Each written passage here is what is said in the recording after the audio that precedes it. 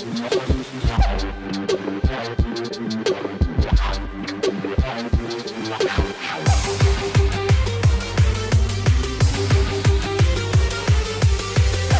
me talk to you.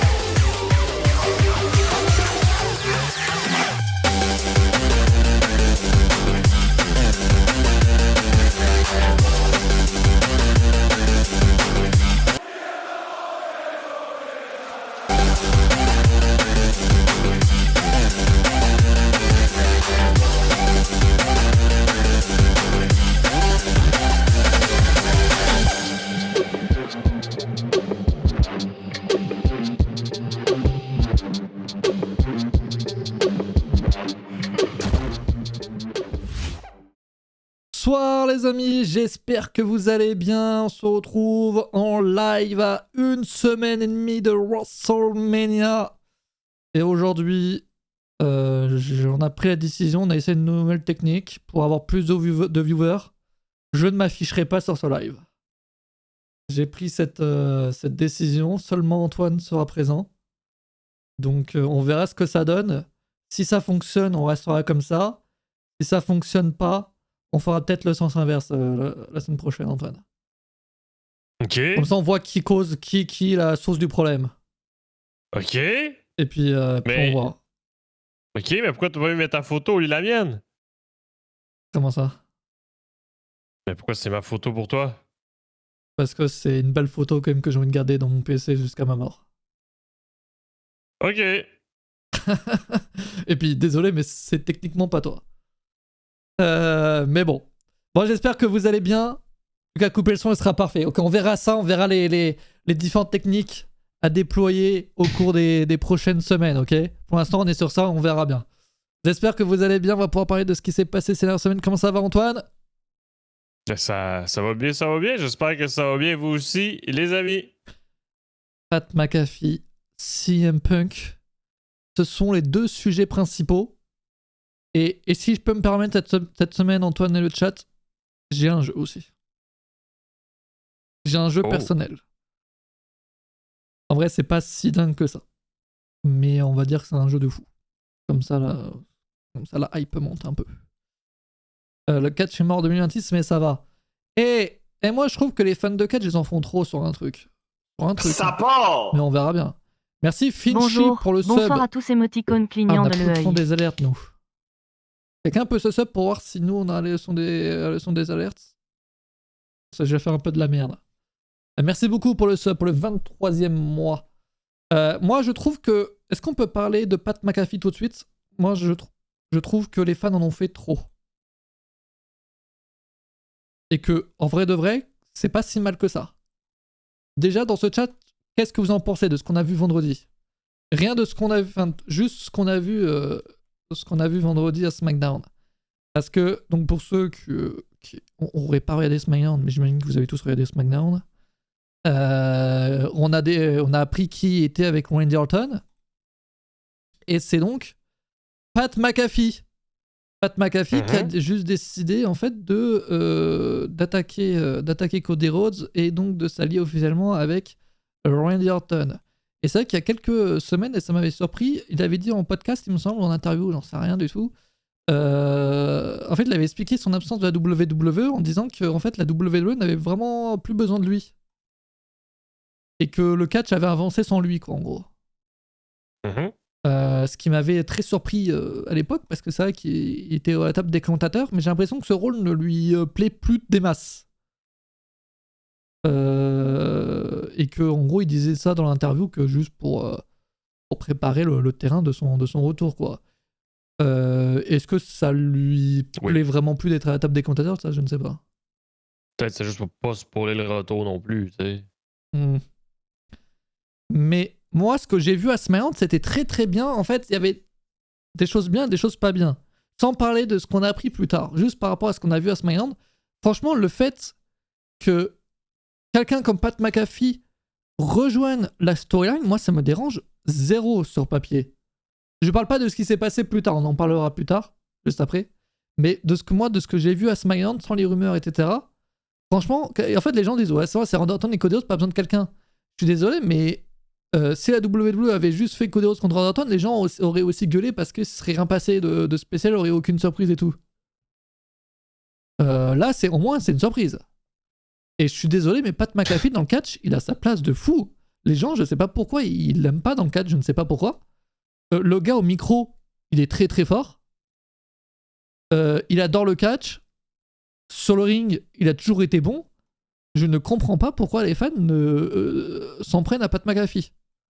Ben, explique-nous c'est quoi le rapport qu'il soit là dans cette rivalité-là pour nous convaincre. Il n'y a pas forcément de rapport, c'est juste il y a une nouvelle alliance qui s'est expliquée à SmackDown. En vrai, bon, pour moi, il n'y a pas besoin de plus. Hein. Ça fait des semaines qu'ils s'appellent, donc pourquoi ils s'appellent, pourquoi ils sont en alliance, explique-nous ça. Mais c'est un travail d'affaires. Business is business, c'est tout. Je pense que Pat McAfee l'a appelé. Non, je crois que c'est Randy Orton, il l'a expliqué en plus Pat McAfee dans sa promo, en disant que Randy Orton l'avait appelé suite à ce qu'avait dit Pat McAfee en disant que le catch avait avancé sans lui. Et donc moi, vraiment, ça s'est expliqué dans la promo. Après, ce que j'ai pas aimé cependant, donc moi, le fait que Pat McAfee soit dans la storyline, ça me va. Mais il y a la promo, il y a des choses que j'ai pas aimé, j'avoue, de la promo. Pat McAfee qui, par exemple, souligne le fait que le SmackDown de la semaine précédente avait été le SmackDown le moins bien noté. Il fait référence à un screen qui a beaucoup circulé sur Twitter sur le SmackDown, sur la note cage match de SmackDown. J'avoue que ça, j'étais en mode bon. J'avoue que ça fait quand même des années que la WWE et même Triple H récemment nous dit qu'ils s'en battent totalement les couilles des avis des fans. Et là, du coup, ils incluent cela dans l'une des storylines majeures de WrestleMania. C'est chiant quand même. Quand toutes les années, ils disent qu'ils font pas attention aux avis des fans sur Internet et que là, ils citent vraiment ça dans la storyline principale, tu vois. Là, j'avoue que là-dessus, j'étais en mode bon. Pas forcément nécessaire. Pas forcément nécessaire. Et le truc également de sauver le catch, ça j'ai trouvé nul à chier. L'année dernière, ils veulent ruiner le catch et cette année ils veulent sauver le catch. À un moment donné, faites votre choix en fait. Vous pouvez pas. En vrai, non, je trouve ça nul à chier de reprendre la même chose que l'année dernière et juste de prendre le sens inverse quoi. Ça, j'ai trouvé ça vraiment nul à chier. J'étais en mode, vous avez plus d'idées là en fait. Vous avez juste plus d'idées. Faites quoi l'année prochaine? J'aurais préféré The Rock, ça aurait été plus logique. Oui, mais après, là, littéralement, je pense que la WWE, si The Rock ne veut pas venir, il ne vient pas. Donc non, moi, ça me pose aucun problème. L'Alliance, cependant, la storyline, bizarre. Elle dit, c'est plus logique. Mais c'est le père ou le fils qui a un problème judiciaire enfin, qu'il l'a plus maintenant, il me semble. C'est le fils. C'est le fils, ouais, donc c'est... Bon, après, avec la WWE, c'est avec les problèmes judiciaires, on peut, normalement, ça donne un accès VIP, généralement, une porte d'entrée. Non, mais c'est réglé, mais il a été acquitté. Ouais. Mais le problème, c'est que ça a été réglé et acquitté après que les coups de téléphone commencent à Randy Orton. Donc c'est sûr que Ted DiBiase était écarté du projet. Là. Je veux dire, l'équipe créative allait pas risquer de faire des coups de téléphone puis que Ted DiBiase se retrouve derrière les barreaux. Parce que s'il était reconnu coupable, il finissait en prison, là, notre ami Ted DiBiase. Là. Donc c'est sûr que depuis le départ, c'était pas lui. Pour ceux qui espéraient le voir, c'est sûr que c'est sûr que c'est malheureux. J'ai découvert que les fans étaient hypés sur la révélation en fait de la personne avec qui était au téléphone Randy Orton. Hein. Quand Pat oui. J'ai découvert ça quand Pat McAfee a été a annoncé lui-même donc que c'était lui. Les gens ils disaient oh je m'attendais à Ted DiBiase, je suis déçu. J'étais en mode mais en fait, vous hypez sur des choses. Pourquoi? Arrêtez de vous hyper. Hein. Moi, j'ai vu ça. Moi, je Randy Orton, perso, avec l'appel, là, j'étais zéro hypé. Hein. J'attendais juste de voir, perso. C'est la seule manière de ne plus être déçu, la WWE.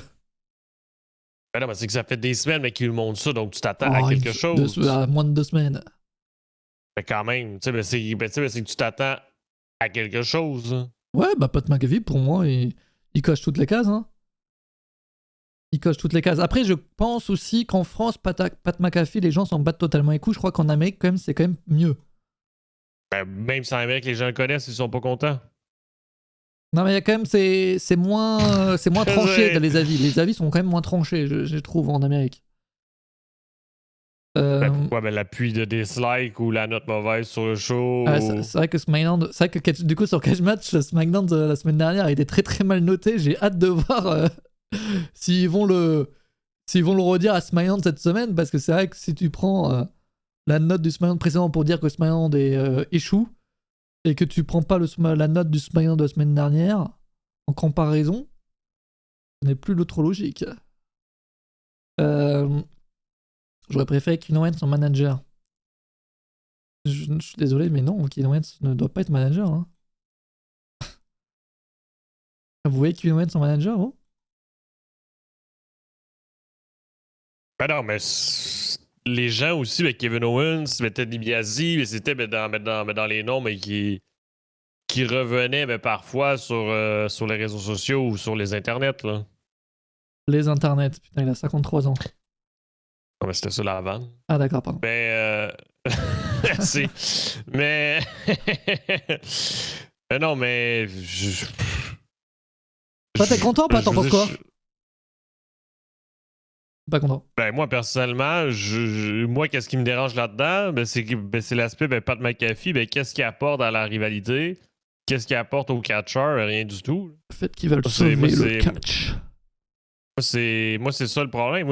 Oui, tu veux qu'il sauve quoi? Je veux dire, le gars, il fait rien, mais par rapport au catch, tu sais, c'est ça qui me pose problème, tu sais, puis est-ce que Randy Orton et Cody Rhodes ont vraiment besoin de lui, non? Alors, on en revient du coup à la rumeur qui est sortie après. Non, Pat McAfee, il sort pas du trou du cul de Triple H. La rumeur, c'est quoi? C'est que TKO a décidé de s'impliquer dans les storylines de WrestleMania. Alors en fait, chaque année, je pense qu'ils vont faire ça, parce que WrestleMania, quand même, faut pas oublier que c'est le plus gros show de la WWE. Ça ramène des millions et des millions, et que TKO, s'il y a du business à se faire, ils vont le faire. Et là, donc, qu'est-ce qu'a décidé de faire TKO, et plus particulièrement Harry Emanuel, qui est donc le PDG de TKO? Ouais. Donc c'est lui le top au sommet de la voilà. chaîne. En gros, il n'y a pas plus haut que lui, quoi. Et lui, c'est même, il est pas aussi, il gère pas Endeavor également? Oui. Ah oui, donc c'est encore plus haut que TKO, quoi. C'est vraiment Endeavor. Qui a donc craché à WWE, hein, je vous rappelle. De rien, le mulet. Et après, là, cette semaine, il n'y a pas de cam. Je peux te dire que c'est pas moi. Après, si je dis une dinguerie, tu vois, il n'y a pas de problème. Bref, et donc le gars, si c'est lui qui prend une décision, littéralement, la WWE ne peut pas dire non, tu vois. Littéralement. Et donc, en gros, l'idée, c'est que donc, ESPN aux États-Unis, qui diffuse WrestleMania, que ce soit donc à la télévision pour la première heure cette année, ou sur donc, les plateformes ESPN, donc ça fait depuis septembre que c'est le cas, et ben en fait, ils se sont dit, bah tiens, Pat McAfee, ça lie ESPN et la WWE, parce que donc Pat McAfee, il a son émission qu'Antoine, tu vas me décrire. Quel est le lien avec ESPN et son émission? C'est pas diffusé sur ESPN? Exact, mais c'est que son émission est diffusée sur ESPN présentement à l'heure où on parle. Et donc Pat McAfee est également connu à la WWE parce qu'il a commenté plein de shows, il a fait plein de trucs à la WWE. Donc, en vrai de vrai, quand tu veux faire le lien ESPN-WWE, bah t'as que Pat McAfee en fait. T'as littéralement que Pat McAfee, où tu peux aussi avoir du Joe Tessitore qui, je crois, à l'époque travaillait chez ESPN, mais je crois pas que lui, il est chaud pour catcher, tu vois. Pour avoir un contact physique, pour faire une promo ou quoi. Donc, Pat McAfee est le meilleur nom si tu veux faire ça. Cependant, bah, ça fait chier les fans et également la WWE elle-même, parce que évidemment, bah, les fans, c'est du point de vue des spectateurs, tu vois ça, tu dis, il n'y a aucune logique, que je peux comprendre. Et du point de vue de la WWE, bah, en fait, ça nique tout leur plan, quoi. Eux, ils avaient prévu quelque chose, et puis on leur fout une célébrité dans les pattes alors qu'ils avaient rien demandé.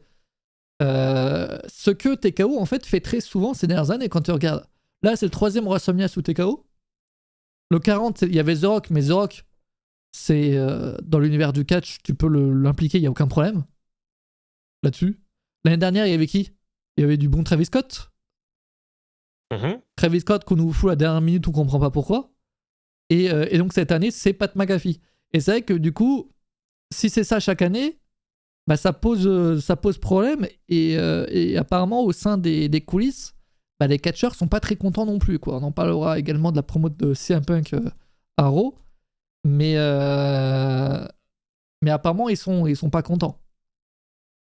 Et c'est vrai que bah ça fait chier, parce que moi, si Pat McAfee, en vrai, ça avait été l'idée de la WWE depuis le début, et c'est comme toujours la WWE, bah en fait, il n'y a aucun problème, parce qu'ils l'auraient teasé, ils auraient fait quelque chose, ils auraient préparé le truc, tu vois. Là, c'était pas l'idée de l'équipe créative. C'est vraiment, on leur a forcé, quoi. Littéralement, Triple H, il peut rien dire là-dessus, quoi. T'as Harry Emmanuel qui vient le voir, donc le big boss, vraiment le big boss qui vient le voir en mode, il y a Pat McAfee, tu dois l'inclure là-dedans. Le mec, il fait OK, et puis c'est à lui de trouver une solution. Donc il peut évidemment rien faire. Et c'est dommage, parce que du coup, on sait très bien que ça fait que partie du deal, et que le jour où le deal va se terminer, et bah Pat McAfee va disparaître. Donc c'est chiant. C'est chiant. Parce que c'est quoi le rapport entre Legacy et Pat McAfee? Il n'y en a aucun. C'est vrai que là, on n'est pas du tout dans la Legacy, là. C'est vrai que de base, l'idée de la storyline, c'est que les deux, que Randy Orton et Cody Rhodes se connaissent de par la Legacy. Non, mais c'est qu'on l'a vu, tu sais, c'est qu'ils vont chercher des stars de certains milieux pour attirer des fans de certains milieux. Puis comme tu l'as dit, ben notre ami Pat McAfee est diffusé sur une chaîne qui diffuse WrestleMania aux États-Unis. Donc, il faut pas aller chercher plus loin. Puis aussi, il y avait la nouvelle cette année, mais je sais pas si tu t'en rappelles, mais que Harry Emmanuel voulait faire de Pat McAfee. Putain, c'est vrai, ça. C'est quoi cette histoire? Le prochain Sylvester Stallone en le bouquant dans des films ou des séries. Ben voilà ce qui se passe aussi à SmackDown, mais pour WrestleMania. C'est toujours star, dans cette lignée-là. Là. C'est vrai on a l'impression que Harry Emmanuel, il tient une star, quoi. Et qu'il veut vraiment le foutre partout. C'est la poitrine scénariste. Eh ben, je vais réussir. Scénaristiquement, moi je trouve que la storyline peut être bien. Moi je trouve encore une fois que la storyline peut être bien, tout dépend de la manière dont ça sera apporté. Mais Randy Orton, un bon heel comme ça. En fait, si ça avait été quelqu'un d'autre que Randy Orton, je t'aurais dit peut-être non, c'est nul à chier. Mais le fait qu'il y ait Randy Orton qui. Le gars, il a de l'aura, tu vois. Genre, c'est pas n'importe qui. Tu mets n'importe qui à côté de Randy Orton, le gars à côté de lui, il devient une star. Peu importe qui c'est Randy Orton, il aide. Mais c'est vrai que là, tu parlais de toutes les célébrités. C'est vrai que cette année, ils y vont quand même en célébrité, quand même. Hein. Cette année, ça y va. Moi, par exemple, High Show Speed, c'est incroyable ce qu'ils font. C'est très bien, mais parce que c'est une slide mid-card, je pense aussi. Ce qui, je pense, change beaucoup. High Show Speed, c'est parfait. C'est vrai que donc là, ils ramènent Pat McAfee. T'as également Logan Paul, mais je sais pas si on peut vraiment le compter comme une célébrité. T'as des rappeurs, donc t'as et chanteurs. T'as comment il s'appelle Jelly Roll. Jelly Roll, pour l'instant, il est pas vraiment impliqué à SmackDown. À WrestleMania, pardon. Il a catché à SmackDown et pour l'instant, je sais pas, ils ont pas l'air de vouloir vraiment l'impliquer à WrestleMania. On verra bien. Ça m'étonnerait quand même qu'il ne l'implique pas. Mais c'est pas impossible. T'as le rappeur avec Trick Williams, donc Lil Yachty. Je sais pas comment ça se prononce. Et je crois que t'as quelqu'un que j'oublie également. T'as eu Sexy Red à NXT Stand and Deliver, qui n'a servi, attention, rien. Là, t'as Shawn Michaels au début du show, il fait bonjour, bonsoir, bienvenue à Stand and Deliver. Et merci d'accueillir Sexy Red. Sexy Red, elle vient. Bonjour, fin du segment. Ça sert à rien. Et c'est vrai que quand t'as des célébrités, c'est comme tout ça. C'est cool d'avoir des célébrités, mais c'est vrai que quand. Après, voilà, faut pas qu'elles prennent non plus la lumière du show. Mais c'est vrai que parfois, quand il n'y a rien, c'était en mode pourquoi Pourquoi et parfois, c'est un peu malaisant parce que c'est vrai que tu vois, Sexy Red, elle est peut-être connue aux États-Unis, Mais tu vois, si elle n'était pas WWE, moi je l'aurais pas connu, toi. Je sais pas vous dans le chat, mais c'est vrai que du coup c'est un peu malaisant de voir quelqu'un qui connaît pas trop le catch ou alors qui dit de connaître mais un peu de loin et d'être là en mode un peu star et puis ne veut rien faire. C'est un peu malaisant, je trouve. Il y a forcément une célébrité que j'ai oublié et ça me connu au bataillon. NXT Deliver mieux que SmackDown de la semaine dernière, les gars. NXT Deliver, vous pouvez pas dire que c'est bien. Alors, je suis désolé, mais c'est vraiment le pire show de catch que j'ai vu de ma vie. Non, mais on en parlera tantôt, mais ouais. Après, les fans ont l'air de dire que c'est un bon show. Mais moi, si ça c'est l'avenir de la WWE, on est mal barré. Et ça, c'est censé être le plus gros show de l'année de NXT. Et d'ailleurs, un peu bizarre quand tu le fais dans une salle, dans une petite salle. En fait, c'est juste un PLE classique, quoi. Ah, mais tu veux qu'il fasse quoi d'autre? Ouais, c'est vrai que c'était quand même bien qu'il fasse ça dans une grande arène, quoi. Même si elle n'était pas remplie à l'époque, moi, t'avais quand même 5 fois plus de personnes, quoi. NXT, on dirait du catch amateur fait à l'école du catch. Bah, c'est le but de NXT après. Mais j'ai connu une époque où NXT était quand même mieux. Non, mais c'est même pas ça en fait. Moi, je parle vraiment des personnages, de ce que ça dégage. J'avoue que NXT en ce moment, ça vraiment me hype pas beaucoup. Hein. NXT. Et là, les matchs de NXT, c'est j'arrête pas NXT, le show hebdomadaire en tant que tel. Mais bon, je veux dire, si le PLE est bon, je le vois, quoi.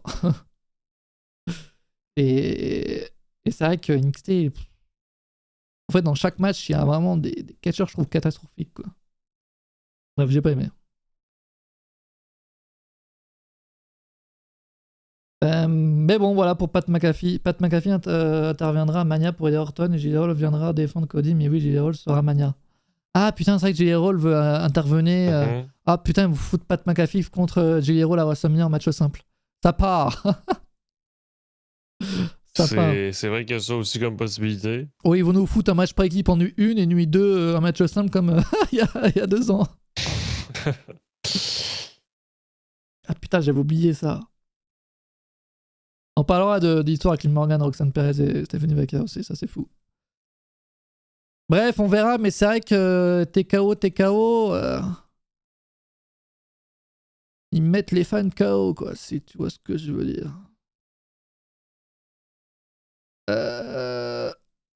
Dans ce même show, et Pat McAfee qui a précisé aussi sur les réseaux sociaux que si Randy Orton perdait, il n'apparaîtrait plus jamais dans un show de catch.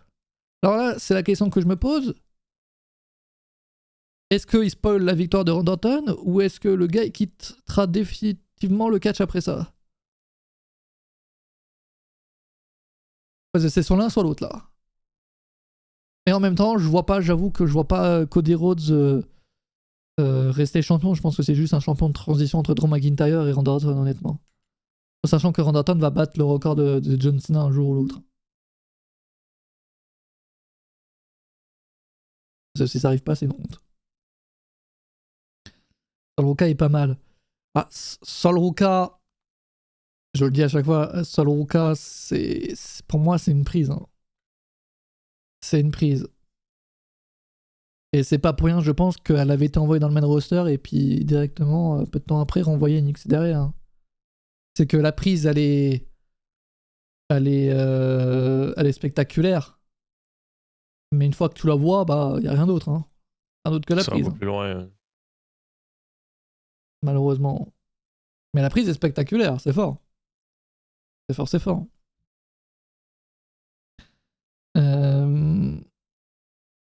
Bref, voilà pour Pat McAfee. Est-ce que t'as quelque chose à dire ou pas, Antoine? Non, mais je pense qu'on a tout dit, mais tu sais, je pense que ça montre de la colère. Je pense qu'on peut aussi parler de la fameuse promo avec Cody Rhodes qui a suivi après ce segment-là. Là. Ah oui, c'est vrai ça. C'est vrai que ça, c'était pas prévu d'après les rumeurs. Et c'est la WWE qui, après avoir vu les réactions sur les réseaux sociaux, a envoyé Cody Rhodes sur le ring pour faire une promo. n'était pas prévu, quoi, au final. Mhm. Et en fait, le gars, il a dit beaucoup de choses, il a beaucoup critiqué. En fait, c'est là où tu vois, c'est un peu bizarre, je trouve, les segments, même là, avec CM qu'on va parler juste après, à Raw, en fait, c'est qu'on dirait que la WWE s'attaque elle-même. En fait, t'as des messages, t'as l'impression que c'est des sous-entendus. Ouais, j'ai ressenti un peu ce malaise aussi, Xenom. En fait, t'as des sous-entendus envoyés à TKO. Et c'est vrai que ça crée un peu un malaise, je trouve. Ça crée un truc trop bizarre. Et en fait, là j'ai l'impression que c'est en train de transformer l'une qui, normalement, sur papier, était une storyline incroyable, Cody Rhodes contre Randy Orton, en un truc qui, en fait, en une guerre en interne. Ouais, c'est ça. En fait, là, ça devient WWE contre TKO. Parce que, du coup, la WWE ne peut pas forcément dire à TKO d'aller se faire foutre. Ils doivent passer par les fans. Et ça, c'est quand même le seul sport, je crois, le seul endroit où t'as une entreprise qui peut faire ça. Sinon, c'est impossible sinon de faire ça. Alors, donc, pour envoyer des messages à TKO, la WWE doit passer par les fans. Donc, il doit faire en sorte que les fans soient en colère contre TKO. Moi, en tout cas, c'est comme ça que je le comprends. Et du coup, Cody Rhodes essaye de faire en sorte que les fans soient vraiment en colère, soient énervés contre la WWE et donc contre TKO, tu vois. C'est quand même une folie de se battre contre soi-même, quoi. C'est dingue. Non, mais moi perso, j'ai de la difficulté à croire cette histoire-là. Je veux dire, à quel point c'est pas prévu. Moi personnellement, je peux pas y croire. Là. Après Pour toi, je le sais pas segment pour était les prévu? amis. Ben oui, je veux dire, à quel moment, puis on va en parler tantôt aussi, là, mais la même chose, c'est aussi produit à Raw lundi. À quel moment une compagnie de la sorte internationale peut permettre à deux catcheurs de se pointer avec un micro puis supposément insulter C'est leur Cody grand Rhodes et c'est patron? CM Punk, c'est pas... Je veux dire, Tu peux pas. C'est pas Otis, quoi. Tu peux pas. Moi mais sincèrement, quand j'ai vu Cody Rhodes, je me suis dit, bon, peut-être. Mais moi, immédiatement, j'avais l'arrière-pensée en tête que, sincèrement, un peu comme Xena, mais je me dis, c'est pas Unreal. Puis là, Ouais, on est quand j'ai obligé de vu, penser à ça.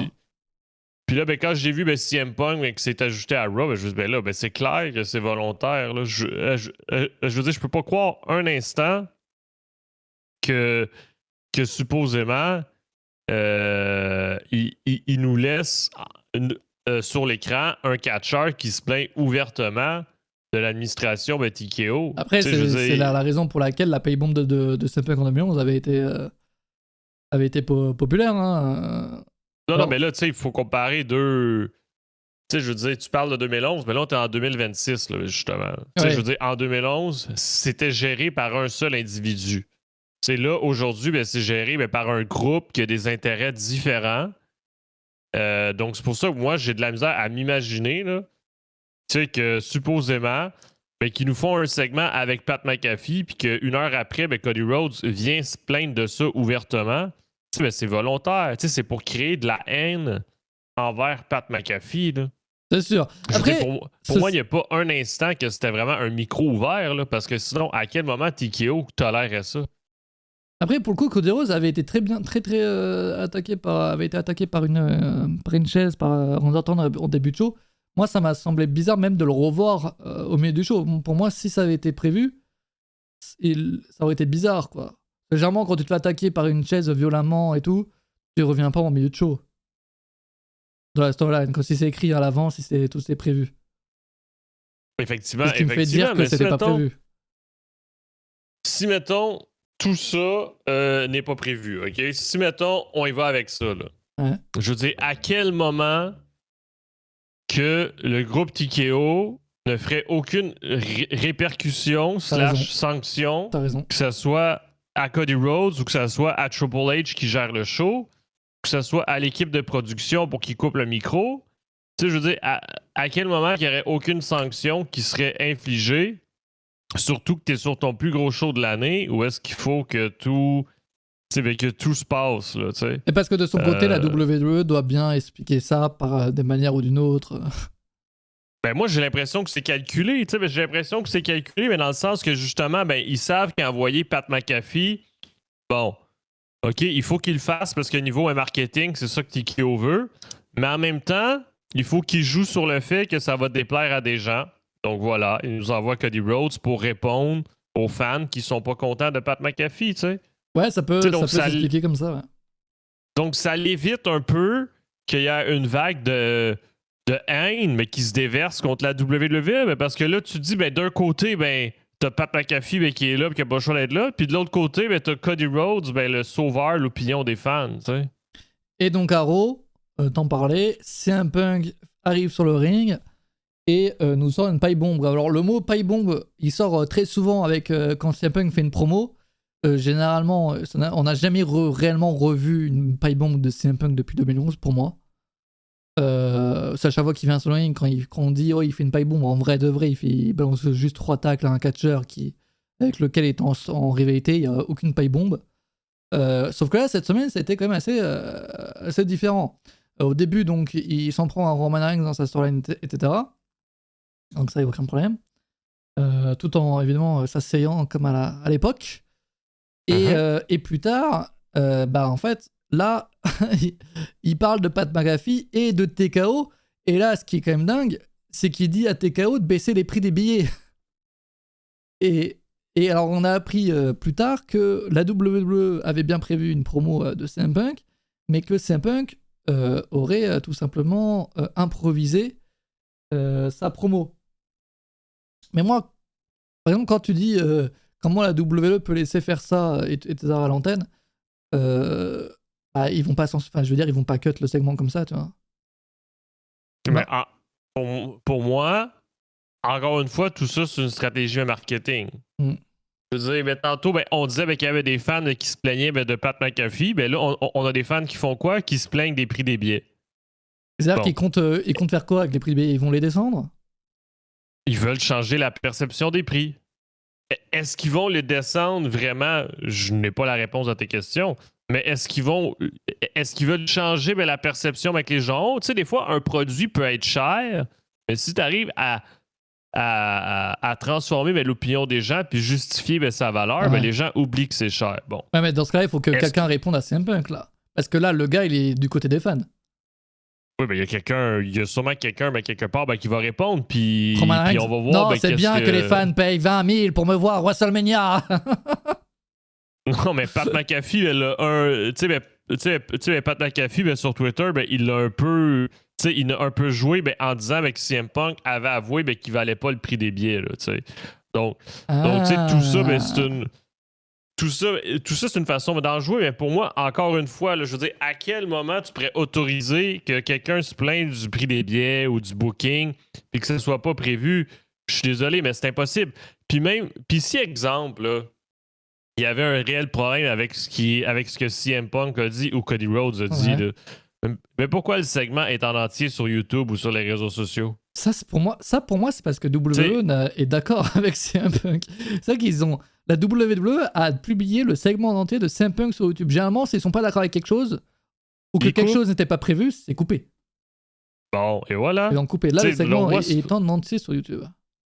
Moi, c'est pour ça que je te dis, ils montrent qu'ils veulent que les gens en parlent puis que ça fasse parler. Là, ça serait plutôt smart de notre part, vu que Raw est cut de tous les côtés sur la version montée sur Netflix, ça serait peut-être intéressant de voir si ça a été cut. Parce que faut savoir que la version montée de Raw sur Netflix est vraiment montée, quoi. Oui, mais tu sais, vu qu'ils l'ont mis sur les réseaux sociaux, c'est sûr que la réponse à ta question est non, mais il n'y a rien de cut. Là. Ils l'ont pas encore remonté, Raw. Mais c'est d'ailleurs bizarre, généralement c'est monté à cette heure-là. Non, parce que généralement c'est des choses qui sont montrées sur les réseaux qui sont pas sur Netflix, donc ça fait des vues et vues égale dollar. Ouais, mais pour le coup, c'est un truc aussi fou que ça, quand même. C'est quand même sur les prix des billets, sur le que TKO augmente depuis des années, que les fans critiquent évidemment. C'est bizarre que la WWE elle-même soit d'accord, tu vois. Alors, elle dit pas qu'elle est d'accord, mais en publiant l'extrait sur les réseaux sociaux, montre qu'elle est d'accord. J'ai vu le segment entier alors que je l'ai regardé ce matin. Ouais, Il est toujours là. Enfin, la Raw n'est pas encore montée sur FX pour l'instant. Donc c'est intéressant de voir si c'est toujours là. Parce que là, c'est TKO. Et c'est vrai que si CM Punk... Moi, là où je te rejoins, c'est que si CM Punk se prend rien, se prend aucune répercussion, c'est que tout est prévu, tout est manigancé par TKO et par WWE au final. Ben oui. Pour moi, mais sincèrement, là, présentement, ils s'amusent. En tout cas, c'est juste mon avis. Là. Tu sais, je veux dire, mais pour moi, mais sincèrement, ils s'amusent en coulisses à faire à semblant qu'il n'y a rien de prévu. À laisser passer les informations pour que ça sorte en disant qu'il n'y a rien de prévu. Tu sais, je veux dire, le communiquer au fameux dirt sheet, entre guillemets, là, quand ils s'amusent à jouer avec ça, comme la fausse blessure de Seth Rollins. Pour moi, c'est la même chose qui se passe présentement, mais niveau promo. Comme ça, ça permet de répondre aux gens. Tu sais, encore une fois, là, s'ils voient, exemple, que Pat McAfee, là, ça va jamais fonctionner, là, c'est une bonne idée d'envoyer Cody Rhodes se plaindre de ça. Comme ça, ça justifie pourquoi les gens vont le huer vendredi prochain à SmackDown. Exact. Là, exact. Bon. Mais jouer sur le prix des billets, comme ça, c'est dingue, quoi. Ça, encore une fois, comment ils vont en finir, mais on verra. Peut-être qu'il va vraiment avoir une autre promo sur le prix des billets. Là, et après la promo de CM Punk, on va augmenter les prix des billets de 200%, les gars. Let's go! Non, mais j'en ai aucune idée, mais ça va aller où? Mais peut-être que lundi prochain à Raw, tu vas pouvoir écrire Punk 05 puis ça va te donner 15% de rabais. Tu sais, je veux dire, j'en ai aucune idée. Là. C'est là où on voit que t'es bon business, c'est qu'ils seraient capables de faire ça en vrai de vrai. Vu que WrestleMania se vend pas, ils vont inventer un code pour avoir 5% de moins. Oui. Oh, non, mais moi, j'ai sincèrement de la difficulté à croire que tout ça est vraiment non scripté puis non approuvé. Je veux dire, on parle d'une entreprise mondiale. Là. Tu sais, je veux dire, c'est plus comme avant. Sur cet avis, hein. C'est ça, tu sais, c'est plus comme avant que c'était juste Vince McMahon mais qui gère le truc, là, tu sais, puis encore une fois, tu sais, comme je suis désolé, il n'y a pas de micro coupé, il n'y a pas de segment qui se termine. Tu sais, je veux dire, pensez 2 secondes, mais si n'importe qui va sur le ring puis dit n'importe quoi, là, je veux dire, en 2 secondes, ils peuvent décider de fermer la caméra puis de passer à un autre segment, là, si ça pose vraiment un problème. T'as raison. Alors, les prix du Raw de Paris, ils n'ont pas baissé, hein. C'est parce que pendant le week-end de Pâques, ils ont mis un code promo qui effectivement descend beaucoup, ça descendait beaucoup les billets, les prix. Mais sans cette offre, ça n'a pas encore descendu. 800 balles pour faire un Raw quand même, putain. CM Punk aime bien être l'homme qui critique tout et qui dérange, et Reigns c'est le défendeur de... Oui, après c'est vrai que c'est très dans le personnage aussi de CM Punk de critiquer. Aussi, c'est vrai que... Et puis il faut pas oublier, attention, WWE, bad buzz is buzz. Is still buzz. C'est... En vrai de vrai, c'est que je crois que ça, en vrai, ça profite à WWE. Hein. Parce que les gens parlent de ça du coup. Donc, et ils vont pas baisser les prix. Oui. Et puis les gens vont toujours venir à Raw, il y aura aucun problème. Tu sais, puis tu trouves. Moi, qu'est-ce que je trouve comme le farfelu là-dedans, là, ça, c'est encore juste moi, mon analyse, juste mon ressenti. Là. Tu sais, mais c'est que tout ça, cette promo-là de CM Punk qui se plaint du prix des billets, arrive au même moment que l'AEW commence à se positionner comme la compagnie abordable. Tu sais, je veux dire, ça fait peut-être 2-3 semaines que des catchers de l'AEW sortent publiquement en disant si vous voulez aller voir un show de catch qui ne va pas vous coûter une fortune, venez nous voir. Et là, qu'est-ce qu'on a comme réponse? Mais pour moi, c'est ça. Là. C'est l'AEW qui veut un peu baisser cette image-là puis se ramener à une compagnie aussi abordable. Mais là, du coup, ça fait le sens inverse. Là. Mais non, mais je te dis, ça, c'était l'étape 1 dans le processus. Ok, pour toi, c'est pas fini. On va re-entendre parler des prix des billets. C'est dingue d'entendre parler de ça dans un show de catch. C'est quand même une folie, quoi. Moi, ce qui me dérange, c'est que, au final, les 2 storylines majeures de WrestleMania, donc Roman Reigns, CM Punk, Randy Orton, Cody Rhodes, se font totalement chambouler par toute cette histoire de promo qui n'était pas prévue, quoi. De choses pas prévues. C'est dommage. Qu'est-ce que tu veux dire? Là, par exemple, la promo de CM Punk, ce qu'on retient, c'est pas ses attaques envers Roman Reigns, mais c'est sur les prix des billets. CM Punk, il va pas affronter les prix des billets à WrestleMania, de ce que je sais. Non, Non, mais c'est sûr, mais après, ben, dans sa promo, ben, il a attaqué plein de personnes. Ben, il a attaqué Roman Reigns, ben, il a attaqué Vince McMahon, ben, il a attaqué The Rock, Ouais. puis il a attaqué Pat McAfee, puis il a attaqué le prix des billets. Tu sais, là, c'est peut-être l'erreur ben, de la promo ben, d'avoir attaqué autant de personnes, mais c'est sûr que ça finit, mais que les gens ben, sélectionnent, mais qu'est-ce qui les agace le plus, là, tu sais? C'est vrai que si tu prends du recul, c'est pas pour tout le monde d'aller voir le match. Ça, c'est cher, le catch, j'imagine. Non, bah, c'est la WWE hein, qui est très très chère. Hein. Si tu vas avoir du catch indépendant, si tu vas avoir de l'AEW, bon, l'AEW, malheureusement, elle fait que le Royaume-Uni en Europe pour l'instant. Mais c'est très très abordable. Hein. Parce que la WWE a un objectif que les autres n'ont pas, c'est de se faire un max de fric. Alors que l'AEW, si elle peut juste être ne pas perdre d'argent, ça lui va, tu vois. Exact, parce que tout ça est une question que c'est une compagnie en bourse, donc il faut qu'ils répondent à ça. Puis en plus, aujourd'hui, c'est un gros groupe, donc chaque entité doit être méga profitable pour répondre au groupe. Là. Et surtout qu'actuellement, la WWE est en concurrence d'une certaine manière avec l'UFC, quoi. Elle doit être autant rentable que l'UFC. Donc, ouais, c'est ça. qui est très compliqué pour TKO parce que bah, la WWE est censée être un produit familial et donc pas trop cher. C'est ça. Mais tu sais, ben écoute, on va voir ben, jusqu'où tout ça va, mais là, je pense qu'ils vont continuer de jouer avec ça pour les prochains Raw et SmackDown, supposément, mais des promos non scriptés. Je présume que ça va continuer. Je présume qu'ils vont jouer avec ça. Puis s'ils continuent de jouer avec ça, ben moi, encore une fois, ben, ça prouve que tout ça est scripté. Oui. Oui, c'est ça. Un peu que c'est le délégué des catcheurs qui disent qu'il agace les autres. Bah, c'était la rumeur qui était sortie, c'est qu'apparemment ses propos reflétaient bien ce que pensaient les catcheurs. Et c'est vrai qu'il y avait ça, c'est quand même un truc dingue, ça. C'est qu'on parle des prix. Non, mais c'est sûr que les catcheurs le pensent aussi, mais réellement que les prix sont trop chers. Là, je veux dire, c'est un fait. Ah, ben on avait vu Randy Orton qui avait parlé avec un fan à propos de ça. Il disait que c'était juste une dinguerie. Il se sentait mal et tout. Mais bon, ça c'est fou. Qu'est-ce que je voulais dire? Je ne sais plus. Ah si, c'est que là on parle des prix des billets, mais il y a également un truc qui agace énormément les catcheurs. Nous on s'en tape totalement les couilles, mais c'est que les catcheurs n'ont plus de billets gratuits pour leur famille. Ils n'en ont plus. Si leur famille veulent assister à un show de catch, un show de la WWE, ils doivent acheter eux-mêmes leurs billets. Alors généralement ça va être le catcheur parce que le catcheur est généralement riche. Il va acheter les billets de sa famille et voilà, maintenant les catcheurs ne peuvent plus offrir des billets à leur famille. Avant c'était possible sous Vince McMahon. Depuis que TKO en fait a repris, ce n'est plus possible. Alors j'imagine qu'un Roman Reigns pourra avoir des billets, tu vois. Mais avant, en fait, et la rumeur ne date pas d'aujourd'hui, hein, ça fait vraiment 2 années hein, depuis qu'il y a TKO, que avant ça devenait de plus en plus difficile. Ça disait qu'en fait ils devaient envoyer des mails, etc. et qu'au final ils n'avaient pas de réponse. Et là maintenant, bah, en fait, ils ne peuvent plus du tout avoir des billets gratuits pour leur famille. Ce qui, en vrai, devrait. Je me dis que oui, parce que c'est pas plus mal, parce que la WWE, évidemment, perd énormément d'argent en invitant toute la famille de tous les catcheurs.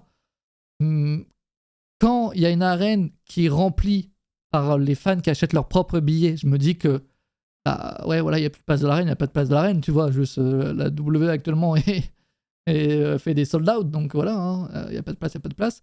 Mais quand tu as un WrestleMania qui, bon, vend 30 000 billets quand il y a 70 000 places, bon, tu peux peut-être offrir des billets, tu vois. Tu peux, bon. Mais c'est vrai que oui, bah, billets gratuits, il y a moins d'argent gagné pour TKO, hein, ça c'est sûr. Et quand tu vois si chaque catcheur invite au moins deux membres de sa famille, ça fait quand même beaucoup d'argent. Hein. Surtout que c'est du ringside. Hein.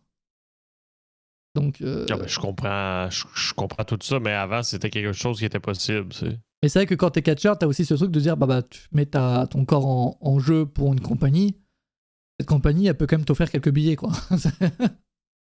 Ça peut être quand même un petit plus. On sait jamais.